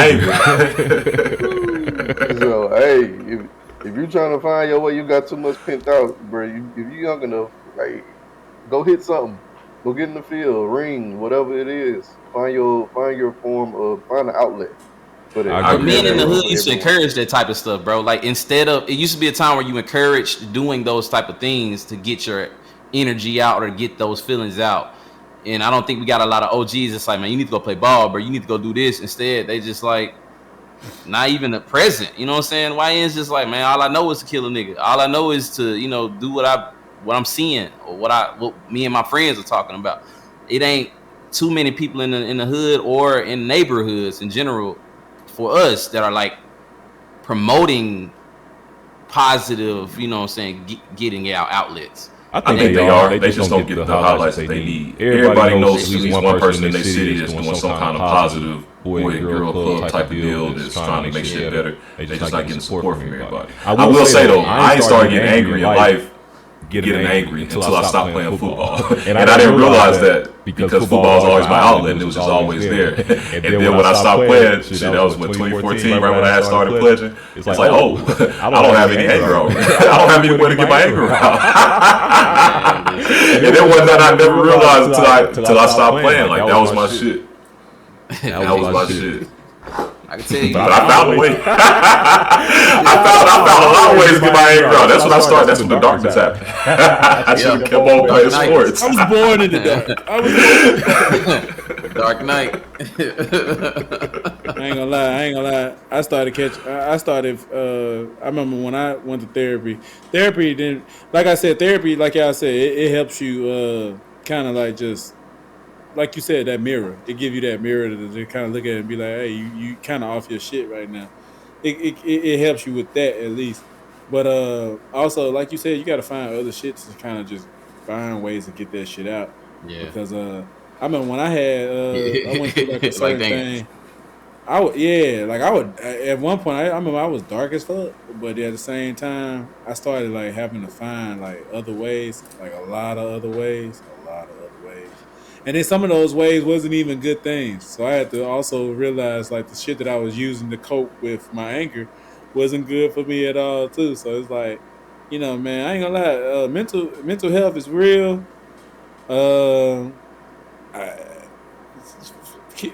I just hope young men could grow up and realize, like, you know, you don't have to be a madman. That's my best way of saying it, because it's a lot of crazy shit be going on. And a lot of times you'll put kids in a situation where they can play together, and goddamn it, like you said, before you know it, that little nigga kill a little nigga. It's just like, and it's like now we can't play no more. Like, that's how it looks. Like, it's like we can't even go play no more because little Johnny just shot the shit out of little Bob. So it's like, what? I miss man, it's a wicked world. Wicked world. It is, bro. Yeah. I will say shout out to the black mayors in Baltimore. I don't think Chicago was one of them. But it was like black mayors in 3 big cities that have a large, very black population. And they implemented youth programs. They created like art classes, music halls, all kinds of shit. Bro, when I tell you that one of the best things that happened to me after I stopped playing football was getting into music. That was my way of getting all the shit that was in me out. The way I call it, bro, is like there's self-realization where you learn who you are, and then there's self-actualization where you explore who you are and you actually put that into reality. And I feel like through music, I found both of those things, and shit, that's why today I'm happy. I don't need to make music. I'm cool. Like I done got all that shit out of me. I got it out of me. Now it'd be nice to still do it. I still got that itch, but I think it's important for motherfuckers to just have, even if it ain't sports, even if it ain't going to hit some shit. Maybe you a drawer, bro, or maybe you got vocals or shit. Maybe your ass computer program, and that's the way you get your shit out, bro. But everybody got a little tick in them, bro, and you got to find out what your form of creative expression is and attach to it and do it. Yeah. And as a young man, let me go ahead and stop you right there because he just said some real stuff. No, it is not Twitter. That is not how you're gonna get that out. Please do not go to Twitter thinking that that's how you're gonna get that ick out. Like no, like you gotta. Oh yeah, no, that ain't creative. That's destructive. That's counterproductive. Yeah, that's destructive. You can't be top gone. That life is not what you want to turn to whenever you feel like you're going through it. Don't be top gone, man. Yeah, it could drain you. I remember one time I was like 8 times a day, 9 times a day, like straight dogging your shit. All right, man. So that's 36 times a day. You feel me? This is the 36th time we done this. We finna get up out of here. You know what I'm saying? This your boy Big Nardo and Jairus DeMarco, Darius One, and MA Vibes. And we out of here, peace.